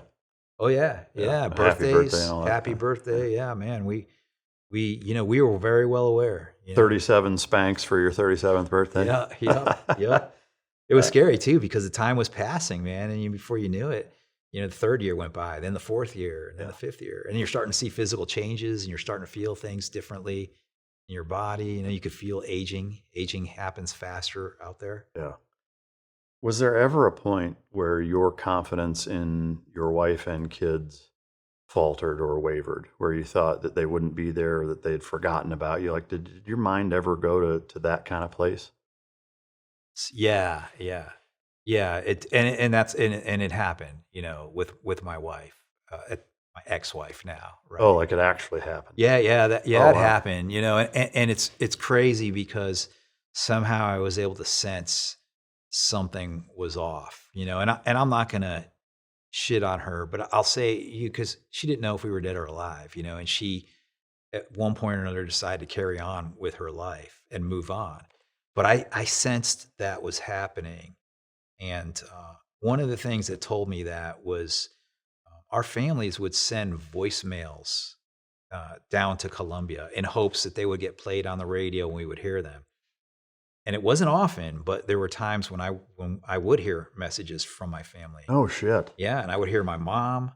I heard my kids, all three of my kids, my father, my brother. Like, I would hear those messages On the radio. at night. Did you just break down crying? Man, intense. Yeah, I mean, it was like food for the soul. Yeah. But super intense. The first message I heard from my mother, and granted, we're in the jungle. It's not good reception. It's staticky. And I'm just like pressing my ear to the speaker of this little battery powered radio. And I'm trying to hear every single word she said. And I heard it all. But by the time that her message was over, it was such an intense thing. I was like, what did she say? What did she say? And really all she said was just a message of love. I love you. We're going to get you out of there. Stay strong, stuff like that. But I didn't, I was getting these messages on occasions, but I wasn't hearing her. So, and you know what, man? I wasn't mad. I wasn't, and I'm not even mad about it. I understood she was moving on. And I started, one of the things I did a lot of was some self-reflection. And I used to think about everything, including my marriage and what it was, what it looked like, and what I would wanted it to look like if we were to go forward. But once I understood she had moved on, I changed the way I thought about my future, and I was like, and I accepted it. It wasn't, it wasn't a painful thing for me. It was like, good luck to you and live your life and be happy and it's all good. It's all good. Once you came back, which I want to get into the details of that, but since you brought it up, was there a kind of a reconciliation from her or an apology or a fuck, I thought you were dead, this is why I did this, or like was there any regret on her end? No, Really? no, not really. Not really. It was a little bit of a shock, I think, for her and for me too. And so no, we never got to that point. There were some other things that happened that prevented that on her end, and and I can't go too deep into it because of my kids. I want to always protect them. But there was, there was never we never had any reconciliation or anything like that. It was almost more like she went her way and I went my way, and I'm glad that that's how it worked out because that was the healthiest thing for me at that point when I came home. So I, like I said, I don't regret it at all. Should it have been that way? Probably not. Could have been way better. But we were also very young when we got married, and doing stupid things. So Do you mind if I ask, and by all means tell me to fuck off if you don't want to answer it, but did your kids have an opinion about their mom doing that? Like, did they look at that as a negative or did that not really factor in? no, in a way, I'll say what happened was while I was gone, my company continued to pay a salary to my family, which was great. My company was awesome, Northrop Grumman. When I came back, that changed because now I was home, and it was my money, and we started a divorce procedure, and so that caused a lot of bitterness from her that she was no longer getting 100% of my paycheck anymore. And so that, that was the root of a lot of the issues between her and I when we came home. So in a way, my kids, when they looked at that, they didn't understand it. They didn't understand why I wasn't going back home to be with their mom. And so it wasn't animosity towards her. In a way, it was more towards me. And so that was a struggle for me and for my kids for a little while. Because at first, in a way, they didn't quite understand what had happened. And it affected each one of them differently. My daughter, it hurt her terribly, man, like really bad. She was 9.5 when it started. 9.5. So yeah. she's 15, 14. Yeah, she was a woman basically when I came back. And my boys were a little bit older when it happened. And they were all affected though negatively by me, not even just by me not being there, But then when I came back, they were very happy, but it was also almost like a novelty thing, like, hey, he's back again. And they almost viewed me more as a friend than as their dad. So when it came time for me to be a father, they didn't know how to receive that because I hadn't been there for 5.5 years. And so that took a lot of time, a lot of love, and just a lot of work for us to get our relationships back to where they're supposed to be. At first, they didn't understand it. And they thought, like, Dad's back, but look, he left and he took all the money too. That's kind of was the viewpoint that they had. So, it's hard. It's one of the things that people that get into a situation like this, or if they go on a long deployment and the marriage doesn't work out and they have to get divorced after, that's one of the problems that you have to face. It is your children and how to maintain your relationship as their father, not as their friend. And it sounds like a double kick in the nuts. It didn't. No, I was so happy to be home, man. Yeah. I was so happy to be home that it didn't. Yeah. It didn't affect me at all, and I was ready for it. I had, once I realized she wasn't waiting anymore, I used to fantasize about freedom. I didn't know if I was going to get free, but I fantasized about it, and I would dream about my life, and it didn't include her. And so I was ready. I was, when I got home, I was ready for it psychologically, and it was no problem. If we could walk through that helo ride, taking just one step back, and then we'll kind of continue into post return. How long of a flight was it, and kind of walk us through what they did, medical checks, feeding you, weighing you, the once over, and then how long it took to actually get back to the United States, and how you were received from the U.S. government, if at all. Yeah, the helo ride was short, you know, and I tell you that because I know where they picked us up and where they dropped us off. My sense of time was way off, man. I was in such a state of shock and happiness and euphoria, and like, pinch me, pinch me, pinch me. Is this really happening? Is it, or is it just a dream? You know, and so they brought us to La Rondia, which is where we were actually headed to on the day that we crashed. And we got off the helos, and there was a Colombian government jet waiting for us, and we all got on board the jet. So I remember one thing very vividly. When I got off the helicopter, there was a group of Colombian Army waiting for us, but I also noticed some Americans. They were 7th Group Special Forces. And the first guy that I saw, man, I went up to him and I hugged him. Man, it was the first American face I had seen in so long, you know, and I was like, man, it's so good to see you. And he just said, "Welcome home, sir." And his name was Tice. I got to talk to him a couple of times after that. I'll never forget that first moment seeing an American. I was so happy, man. It made me so proud to be an American, you know, so happy to be free. And we got on the airplane, and the Minister of Defense was there, the Colombian Minister of Defense, the General of the Army. I don't remember what his title is called, but he's the guy in charge of all of the military in Colombia. General Montoya was there. And man, they were just in jubilation. Everybody was singing and dancing, hugging us.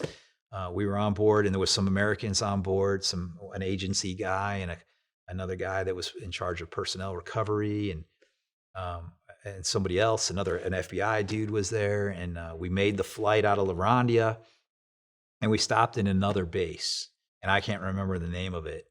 And the flight there was amazing, man. Just got some pictures with General Montoya, and love that guy. He was the one that put that plan together. And everybody was singing and happy. Then we land, and that's when the three of us separated out from the Colombian hostages. They went one direction, we went in another, and they loaded us onto a C-130 and brought us to Bogota, the capital. And there was a reception there, man. It was amazing. The tarmac was filled with people. And I remember seeing guys from my crew, the survivors of my crew. And I remember running up to them and hugging them. And it was just like, oh my God, man, we're free. And we met the ambassador, and he was walking and talking us to the C-17 that was there waiting for us. And we got on the C-17. It was just a gigantic space. You know, I had rarely been in spaces so big during my captivity. And inside this airplane was huge. And they had beer. The ambassador had some Texan beer on board because he was from Texas. He had some Texan beer on board. There was pizza. I remember what I wanted more than anything was a banana. Really? And somebody had a banana, and I ate the banana. And then they brought us up into the cockpit of this gigantic airplane. And there was this little itty bitty female. I think she was a captain. You know, she was the pilot. You know, sweetest, most nicest, you know, most intelligent person. She had just baked these fresh baked chocolate chip cookies, and she's like, "Do you guys want cookies?" And we're like, "Yeah." You know, it was awesome, man. I remember very vividly all of these details. And then Wade Chappell he's the recovery guy. He's like, "Guys, you don't have to wear those clothes anymore, man. That's from the jungle. You're done with it. Take it off." And he had these flight suits for us, and it was such a cool, thoughtful thing that they set up, because they had patches with our names on them, you know, U.S. contractor, American flag on there, you know. And I was a civilian when this happened, but I was so proud to be an American and to be free, you know, and put the flight suit on, and I had a hat on. I wasn't wearing any of the jungle rags anymore. It was just tremendous. You know, it was jubilation. And so during the flight, they had explained to us that we had some options on what to do next. We're civilians; we can do whatever we want. But they said they were going to offer a program to us that usually is used for active duty that come out of a situation like this. And that's basically, they treated us as if we were active duty. And we went into what's called a reintegration program that's run out of BAMC, Brooke Army Medical Center, in Fort Sam Houston in Texas. And so that's where they brought us, and we started the reintegration process, which was very strictly controlled, man, and it was full. I mean, medical, psychological, everything. They brought us into our hospital room. They kept the three of us together because they knew that would be better for us than separate us. But the room was like walled off. Do you remember E.T.? Oh, yeah. E.T., where they have, like, they see the alien and everybody's in these suits. That's how they were with us. Wow. They were careful to not catch any jungle illnesses and stuff like that, which was smart. And once they medically cleared us after a few days, things went back to normal. And the reintegration program is awesome. And it's important, man. To go from being held hostage to liberated is a drastic, radical difference in your life. And I'm happy that we were offered to do that and go through that, and everything was done in baby steps. So, except for the food, they said, eat whatever you want, and we ordered cheeseburgers, and we just got there, right? And their kitchen was closed. And so, there's this officer there, like a lieutenant colonel, is like, what do you want? And she goes down to the kitchen herself and fixes us these cheeseburgers and French fries, and it was so cool, man. It was amazing. So grateful for that. So, but we didn't have access to televisions. We didn't have access to phones. And we didn't have immediate access to our families. They wanted to control that in a way that was just a little more careful and a little more rationed, I guess. I'm curious, how does the reintegration process work? Like, can you do kind of a brief synopsis on that structure of what they do and how they do it? Yeah, well, it's a program they developed from the Vietnam time frame, when all the POWs came back. And so what they do is they set up a controlled environment for you. And that means there's only a limited number of people that have access to you, because they don't want you getting bombarded with people asking you all kinds of questions. They don't want you to be exposed to media, press, where you might get asked questions and not give a thoughtful answer, or even more importantly, make commitments to things that you're not ready to do. And that's very important, because when you first get out, man, you are on an emotional high. Like, you think everything is just awesome. Like, yes, honey, we'll have 3 more kids, no problem. Let's go. Yeah, let's go. You Roger up to do everything. Yeah. So they take these steps, and they have these, I think it's 4 phases that they do. Your initial phase, which is very controlled. The second phase, which you're starting to get more exposure to what's going on in the news, access to television, family visits that are controlled, only 45 minutes a time. And then the third phase, where you're no longer staying in the hospital. You might be staying, we stayed in billeting on base hotels.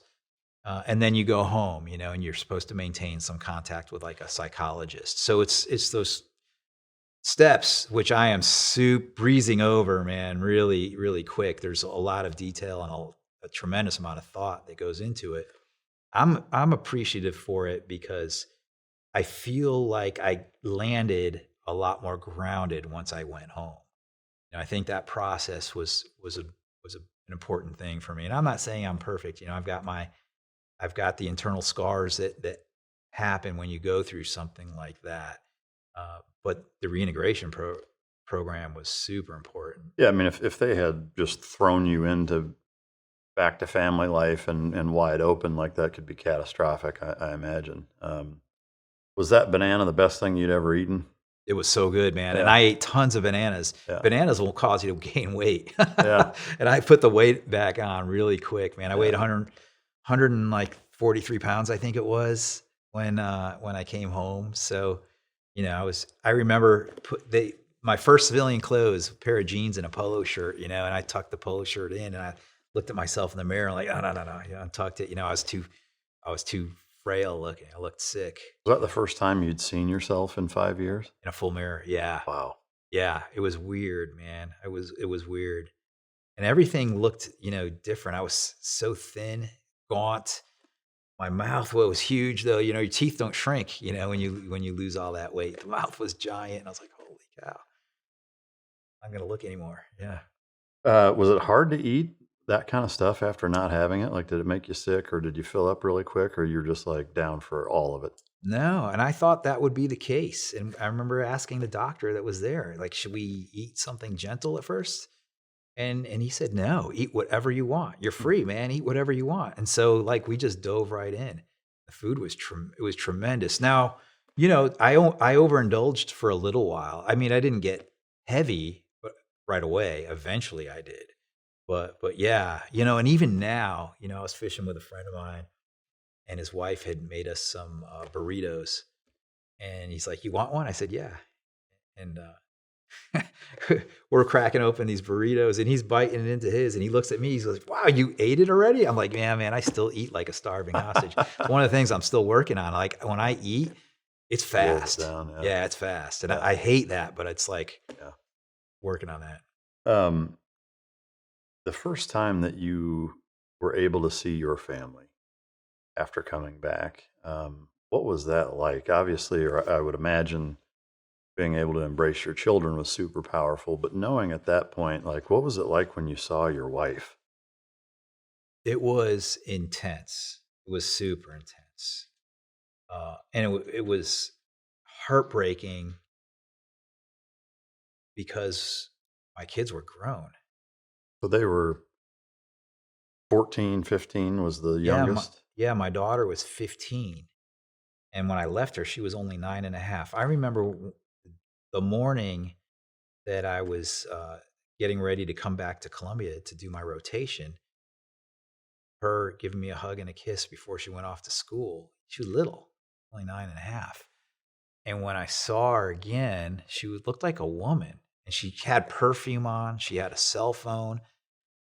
And I was so happy to see my kids, but they had all grown, man. My Cody his voice had changed. My oldest, Joey, had tattoos. Wow. He was only 14 when I left, and so it was heartbreaking. He was happy. I was very happy to see him, but it was heartbreaking. I was like, man, I missed everything. I literally missed everything. And so, and it still hurts me now, man. It really, if I could get that time back, man, I would take it. I would not have to go through that. I would be there with my kids. I would raise them. I would have been there. Because they're what, in their early 30s and late 20s now? Yeah. Yeah. And now I have grandkids. Wow. And so, but still I'm just thankful to be alive. A lot of hostages didn't make it out. I get to see them. I've been able to reestablish really good relationships with all of them, all three of my kids, and now my grandkids I have. So that's really wonderful. But seeing them the first time was hard. Seeing my ex-wife wasn't as hard. I gave her a kiss, said, "How are you? How's everything?" Stuff like that. But at that point, that initial interaction, even then, you knew that she had moved on? Yeah. Like, did she tell you that, or you just had a feeling? I had a feeling. Yeah. So I can't even imagine, like, what she was thinking. Having moved on, now you're back home. I imagine she's in a little bit of a panic almost of like, holy fuck, now what do I do? Yeah. So there was a lot of tension and awkwardness when you saw her? Or not that first day. Afterwards, when we had to start talking about things. Did she tell you? She said, hey, I have a boyfriend or a... No. She never. No, she didn't need to. She never did, and she didn't need to. That's fine. No, but we had to start, we eventually needed to talk about the household, and what happened while I was gone and what's going to happen going forward. And that was hard. Those were hard talks, and we never really got anywhere with those talks. They never went anywhere. So I ended up figuring out things on my own later. And it's I can't, I'm not mad at her. I'm not. We got married very young, and there was a long period of time where there was no evidence that I was alive. We made a proof of life at the 6-month point. They didn't do another proof of life till 4 years later. Do you know when she moved on? Like at what point, what year point where she was like, okay, he's not coming back and I got to do something different? No, I don't know. I know when I figured it out for myself that I was mentally going to imagine my future that didn't include her. I remember the day, the night. At what point in your captivity was it? It was around the 3-year mark, and I was with other hostages that had radios, and FARC were moving us by night. And on Saturday nights at midnight, there was a program that came on the radio. It was called The Voices of the Hostages. And the program was all about sending messages to hostages from family members. And I had heard some messages from family members leading up to that day, and I hadn't heard her voice. And so I said, you know what, if the next time we get messages from home, if I don't hear her voice, I will take that as the message that she's gone. And that will be my divorce. That will be it. Not the paper that says it. That will be it. And so we're on that movement, and they were moving us in these big riverboats, and I had a radio and listening to messages, and suddenly I hear my family, and I heard everybody. My mother, my kids, all 3 of my kids. I even heard my nephews. It was like a big group of messages, short messages, but she wasn't there. And so that's when I knew. That is the day I was divorced. That was the day, and I wasn't mad. I was like, that's it. This is going to sound crazy, but that was a relieving moment for me because I used to have uncertainties leading up to that point. Like I didn't know, what's going to happen. Where am I with my marriage? That day cleared up everything for me. And that point going forward, I imagined freedom without her in it. I imagined my life without her. I was going to be single. I was going to plug back into my kids' life, plug back into my family's lives, and be a normal guy again. But she was never part of that. So I mean, that's why I say I was ready. I was ready. It sounds like it was not almost, but it was like a liberating feeling. Mm-hmm. Like when you kind of internally reconciled and came to that conclusion that like you had a clear path forward and now you could move on. Yep. Yeah. Yep. 100%, man. It was like, maybe this is the OCD that I have, but there was a lot of disorganization with my thoughts leading up to that. I didn't know, is she there? Is she not there? Do I imagine my life with her, without her? And this thing that I'm talking about, these fantasies of freedom, they're important. Like that was one of the ways of surviving captivity is dreaming about a normal life. That was something I did regularly. And so it was a problem, when I would dream about my future and have these uncertainties, these questions like, why don't I hear her message? What's going on? And so, yeah, it was very liberating. Once I realized she wasn't waiting. And it's funny, these are based on hunches, based on analysis, but it was right. Yeah. Everything was right that I thought, and when I came home, that's what was going on. Do you believe in telepathy? No. Well, I won't ask you anything else about it then. It is weird how that works, though. I mean, like for you to know that. Yeah. Can you even put yourself in the mental space where those messages don't exist? Do you have that same outcome internally, do you think? No, it could have been different. Yeah. Yeah, it could have been So the messages different. were the key component to that. Yeah. And, I had to take that back because I do believe in energy and being able to read energy. I know that's for a fact. I used to read Keith and Tom's energy all the time, and they would read mine. And maybe I think in a sense that might have been going on, but I knew her. We knew each other. Yeah. I knew her character. She knew my character.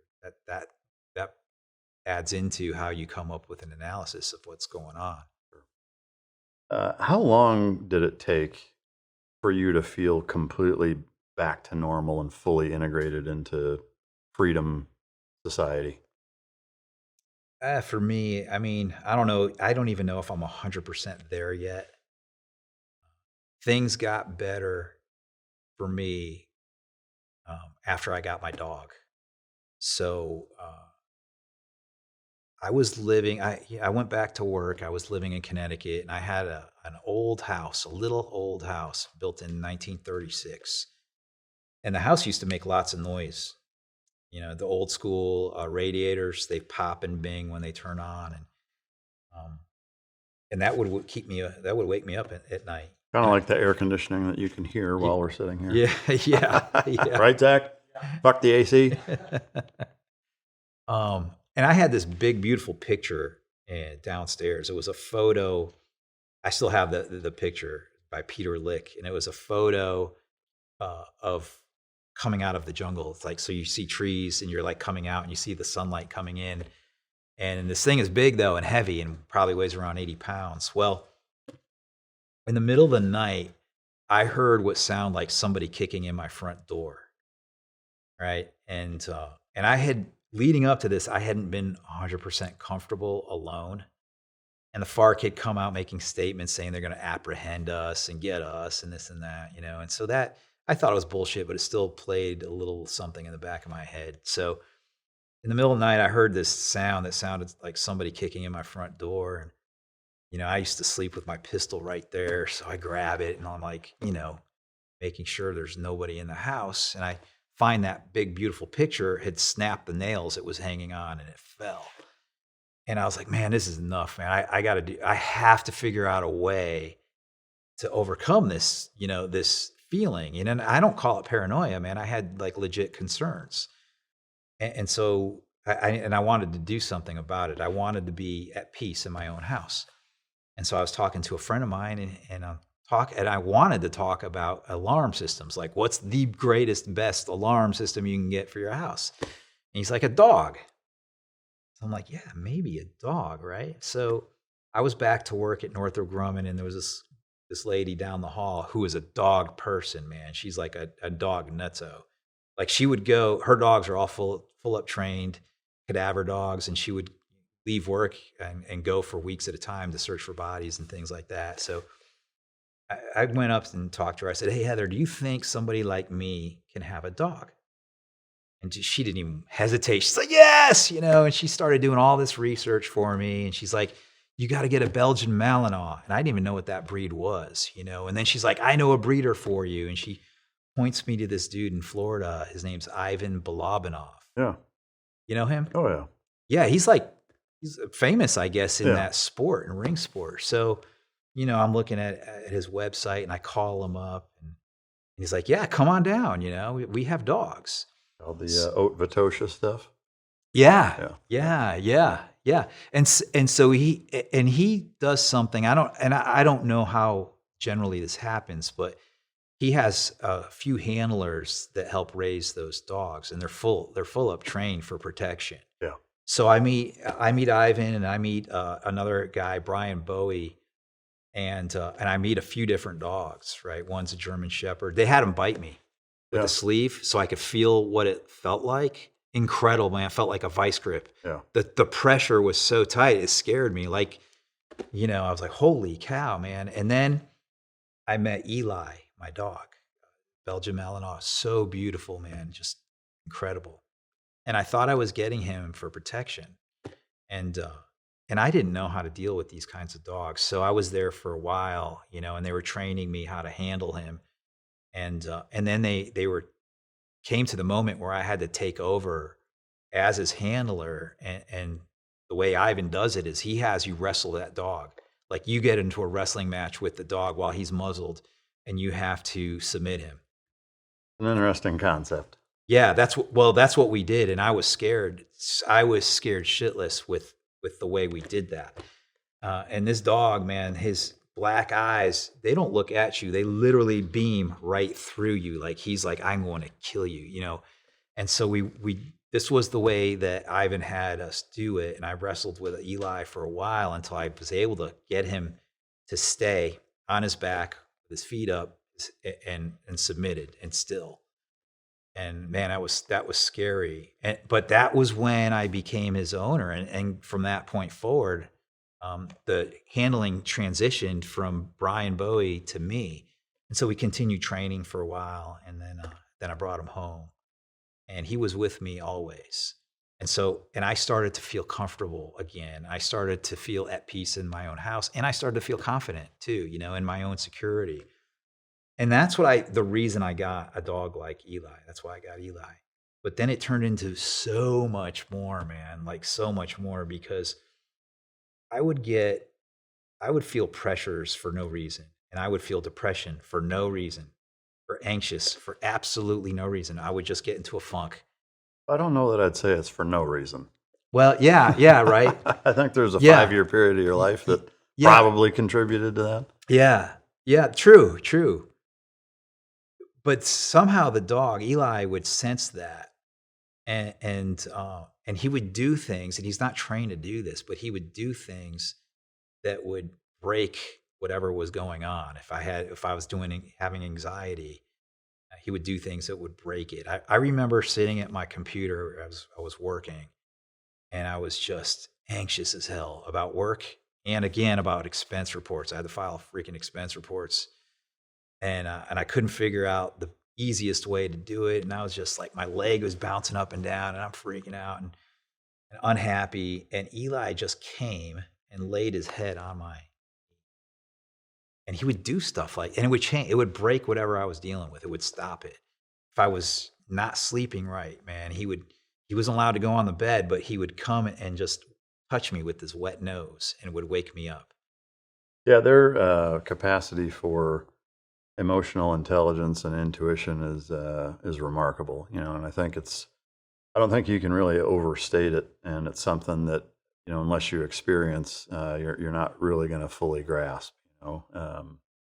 Yeah, I mean, obviously that's a big part of why that's what I do for a living, but it's really neat to hear you reflect on the time that you had with him and how life-changing he was. I assume if that was 15 years ago or so, he's probably passed. Yeah, I lost him about 2 years ago. Have you gotten another dog or? Well, so I had 3 dogs at the time. I'm down to only one was like Eli. He was the only one that was trained. And he was amazing. I'm down to 1 dog now, and he's kind of getting towards the end. Yeah. He's 12 now. He's got some issues, and I don't know, about getting another dog like Eli, because that's also a lot of responsibility. Yeah. A lot when you have a dog that's protection. When I lost him, that was, as a free person, as a free man, that was the hardest thing I've ever had to deal with in my life, is when he passed away. And it's crazy, and I feel strange about saying this, but my mom passed away 1 year before he did. And I mourned for her, and I cried, and it hurt me. But when he passed away, it was totally different, man. It was like somebody took something out of me, like an organ that I need to live. It was like that was ripped out of me, and I was a wreck for 2 weeks, man. I was just didn't know what to do. I couldn't stop thinking about him. It was just so bad, man. Everybody knew I was suffering, and a friend of mine called me. And we prayed over the phone, and that was finally when I started to come out of that mourning process. And so now, now I'm good. I think of him, with just wonderful, love. Love. He came into my life in a crazy way, and I needed him there. And I feel like he's added to my health, like right now, my stability, my mental stability, my psyche. Physical, everything is improved just because that dog was in my life for those years.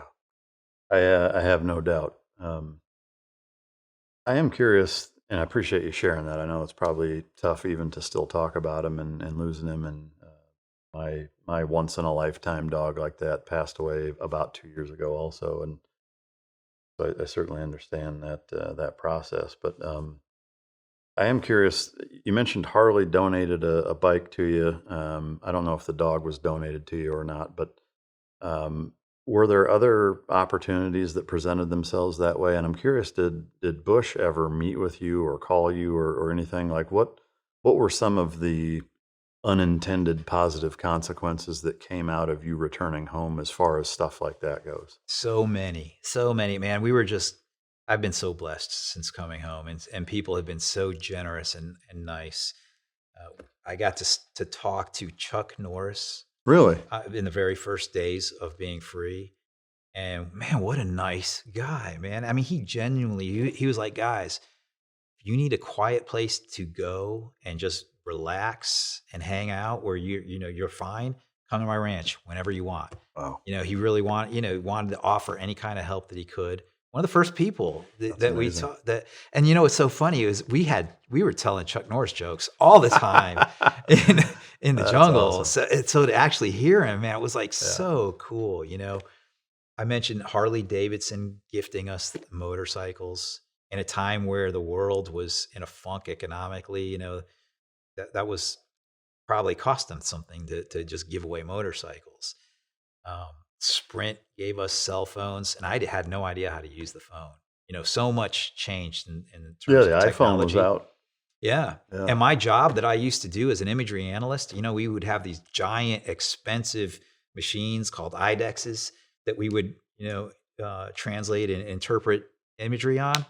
I get out of the jungle, and the nurse has got an iPhone, and he's like doing it on his iPhone, zooming in and doing all this. I'm like, oh my gosh, and in color. Wow. So many different things.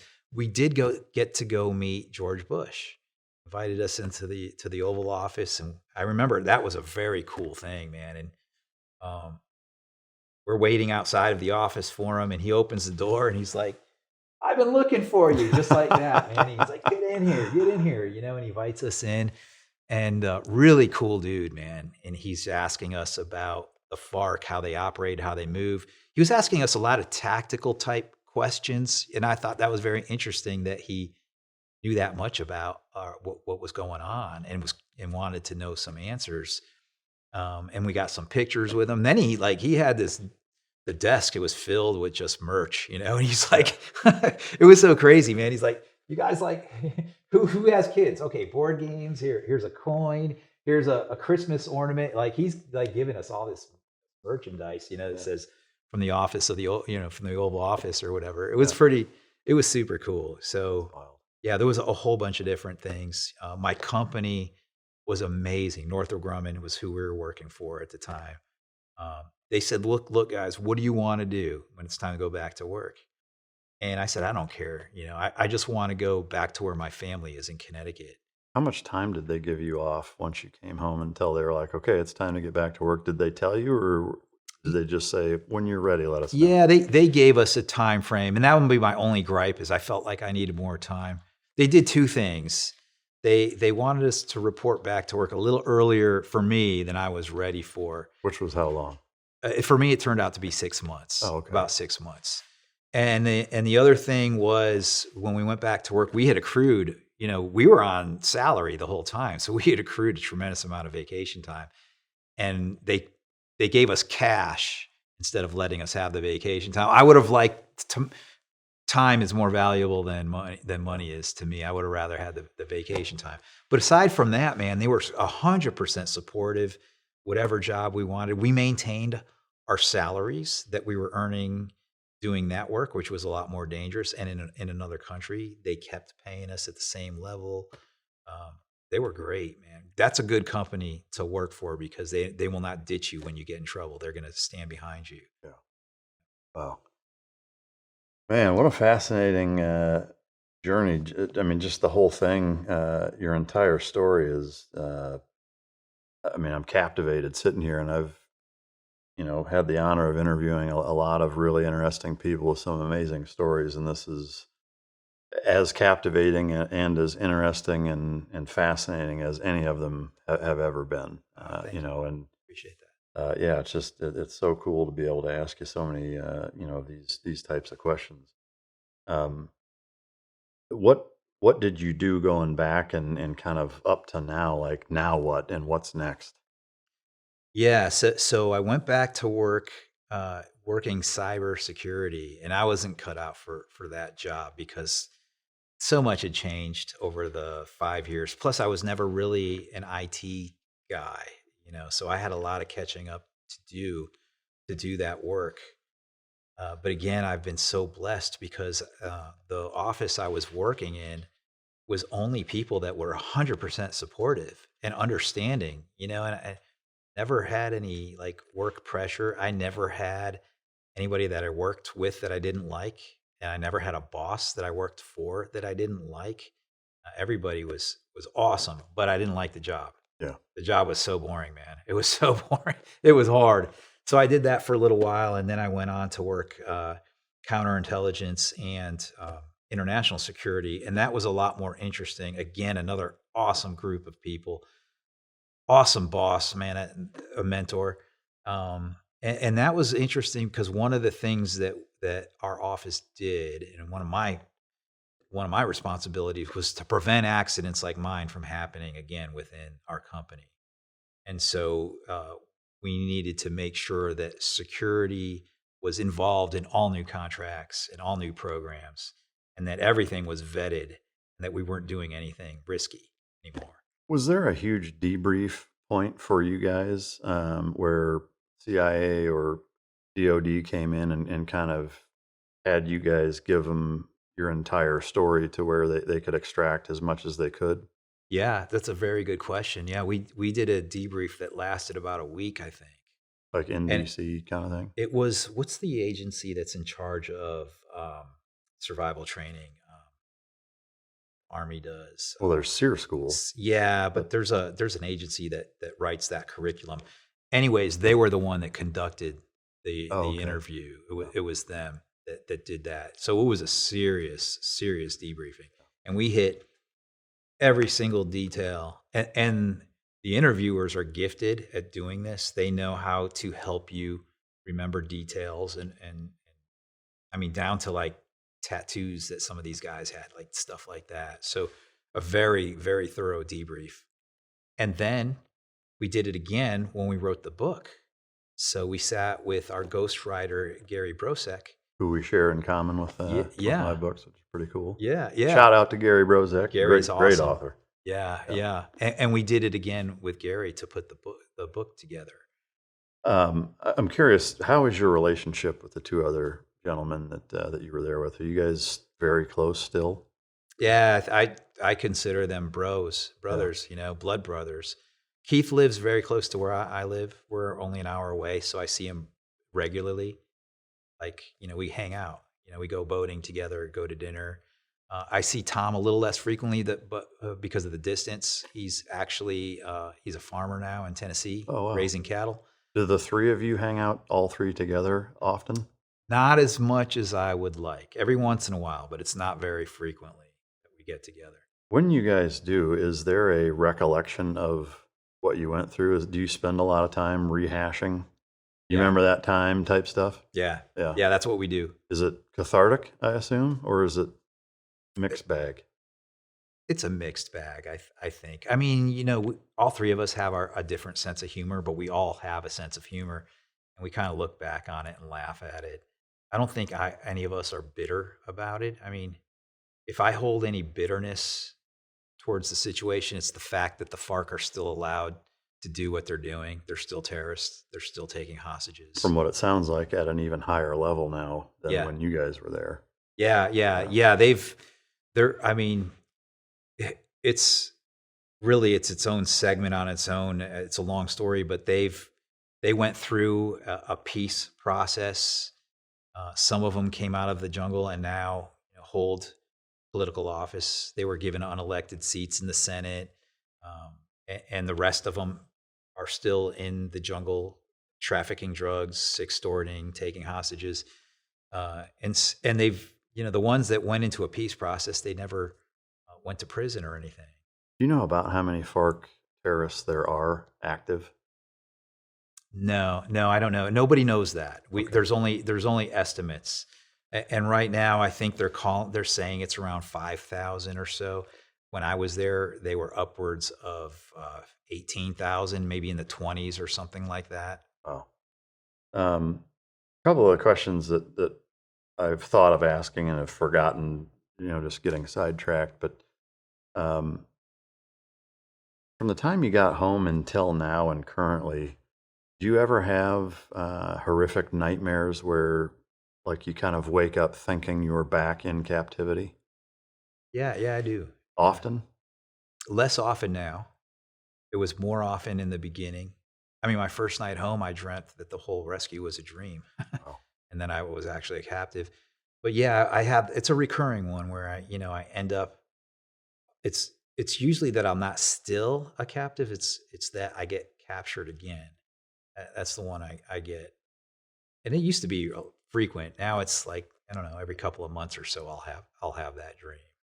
And you're remarried now? Mm-hmm.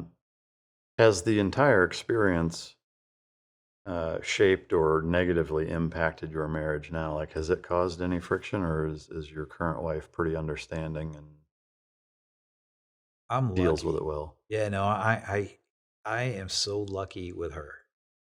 I mean, she's very understanding. I found my soulmate with her. We really complement each other very, Yeah. very well, and she's very understanding. I mean, the way I met her actually is crazy because Keith, Tom, and I got together and we wrote the book.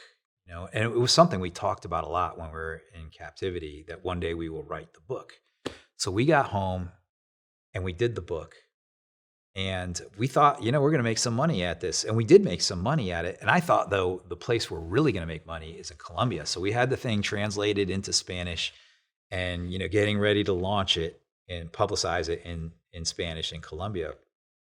Well, down there, man, you could buy anything. I don't care if it's Gucci, Chanel, anything. They have a pirate version of literally everything. And these pirate people got a hold of our book, duplicated it, and printed it. And in a good quality one. I have a copy of one of the pirate versions of the book at home. But anyways, my wife, we didn't even know each other yet, but she's down there in Colombia and she sees a street vendor selling these books for like $5 or whatever, and she buys one, reads it, is really interested, lends it to all her friends so that none of her friends need to buy a pirate version of it. And she eventually sends me a Facebook friend request. Right? Oh, shit. Yeah. And I didn't know Facebook came out while you were there. While I was in captivity. I really didn't know. I had made a profile, but I didn't know what it was for. And at first I thought it was another form of email. Right. And so she sends me a Facebook friend request, and her maiden name was Soto. Well, at that time, my brother was dating a girl whose last name was Soto, and they were trying to hook me up with her sister. Oh, wow. And I thought that's her sister, right? And I remember I look at the profile, I'm like, but dang, she's hot, So I accept her friend request, but nothing happens. And like a year later, I'm sick, home from work, and I'm screwing around on my computer and on Facebook, and an instant message pops up, and it's from her. She says, "Hey, Mark, how are you? I'm glad you're home. Hope it's all well."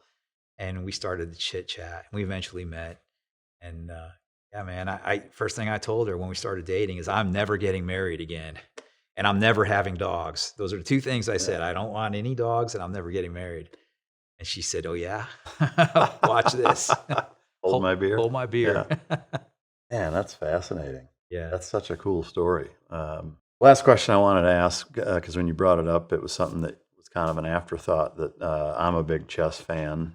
You said that you made a chess set while in captivity. I assume carved out of wood, and you still have it. Mm-hmm. I'd love to get a picture of that if we could. Yeah. What prompted chess in particular? Was it one of the few things you could think of that you could actually make and then do? And did you play chess with the other prisoners? Yeah, the reason I wanted to carve anything in the first place was because we were being held in a terrible camp, the barbed wire camp that was on the hill, where we were always sliding into the barbed wire. And our guard was one of the ones that we were friends with. When I say friends with, we could negotiate with him for cigarettes.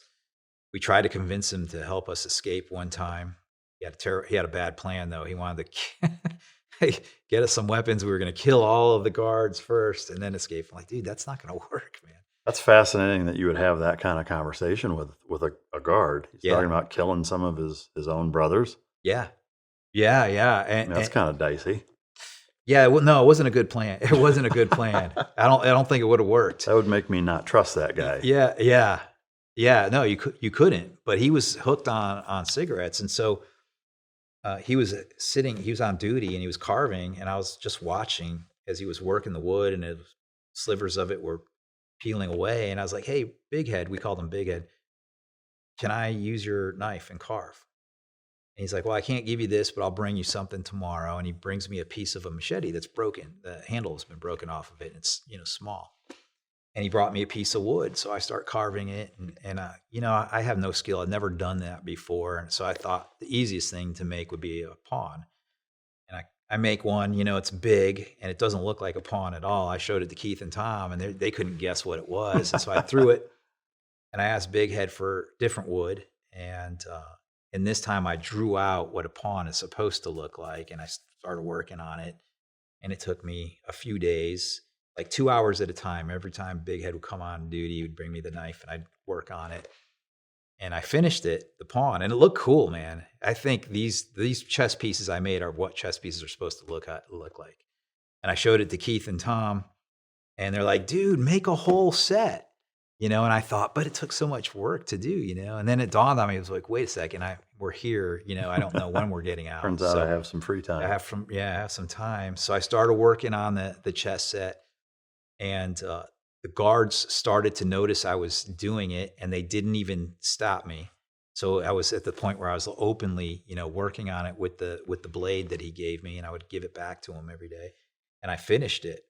And so I thought that the benefit that I was going to get out of that was just carving it, and then once it was done, I was like, okay, it's over with. Little did I know, man, we would play chess every single day. When it was just Keith, Tom, and I in a camp, we played chess. And when we were in groups with other hostages, we played chess. And it was a mental escape. We were in the jungle, we're often hungry, always getting bit by mosquitoes and bugs and things. But when you're playing chess, it didn't matter, man. And we would just sit down and focus. And I remember Keith and I, chained to each other later on in captivity. I had a chain around my neck, and we were sitting on the ground, and the chain was just coiled up right next to the chessboard, the other end of the chain to Keith's neck. And we would, just be focused on our next move, and it was like everything disappeared. Didn't feel the chain anymore. Didn't feel the hunger. You didn't feel the mosquitoes biting you. It was all about making the next move and killing his queen, and keep an eye on Keith, because sometimes, he would swing that chain a little bit and knock the pieces over, and we'd have to restart, But it was a huge, huge benefit. And we all got super good at chess because we played so much. What did you use for a board? Piece of cardboard. So we had I acquired a piece of cardboard and a pen, and I just colored in the squares. And then I had tape. I acquired some tape, just some thick, like tape for packing boxes. And I taped the whole thing over to protect the cardboard. Laminate almost. Yeah, like a laminate. And it lasted. And before taping it over, Keith, Tom, and I signed the back of the board. Marc Gonsalves, Keith Stansell, and Thomas House still being held hostage as of this date. And we got the date written on the back of it. Man, that's cool. Yeah, still have it. Did you stain black pieces, or were they all the same color? So I carved it out of two chunks of wood that came from two different trees. And so the colors were slightly different. But I also had acquired some whiteout, that you use on paper. I put like a little white dot on the white ones and left the other ones, the other color. Yeah. Do you still use any of those, or you just keep it? I just keep it. Yeah. Do you still play chess a lot? I don't. Really? I should pick it back up, because I felt, the brain is like a muscle, man. And I felt so much more quick-witted and sharper when I was playing chess. And now, everything's getting a little more dull. I think I need to pick it back up again. Yeah. Man, Marc, I got to tell you, amazing story, captivating as anything I've ever listened to. there anything that I haven't asked that I should have, or anything else that you want to mention about your experience? I'll finish by saying I just want to talk about the work I'm doing right now. Yeah. I volunteer in prison, and I felt drawn to doing that because of knowing what it's like to not be free, and to maybe also be treated harshly by whoever's holding you, right? And so I started volunteering in prison, running a reentry program. So I'm running a program now. It's called Charlotte Reentry Initiative.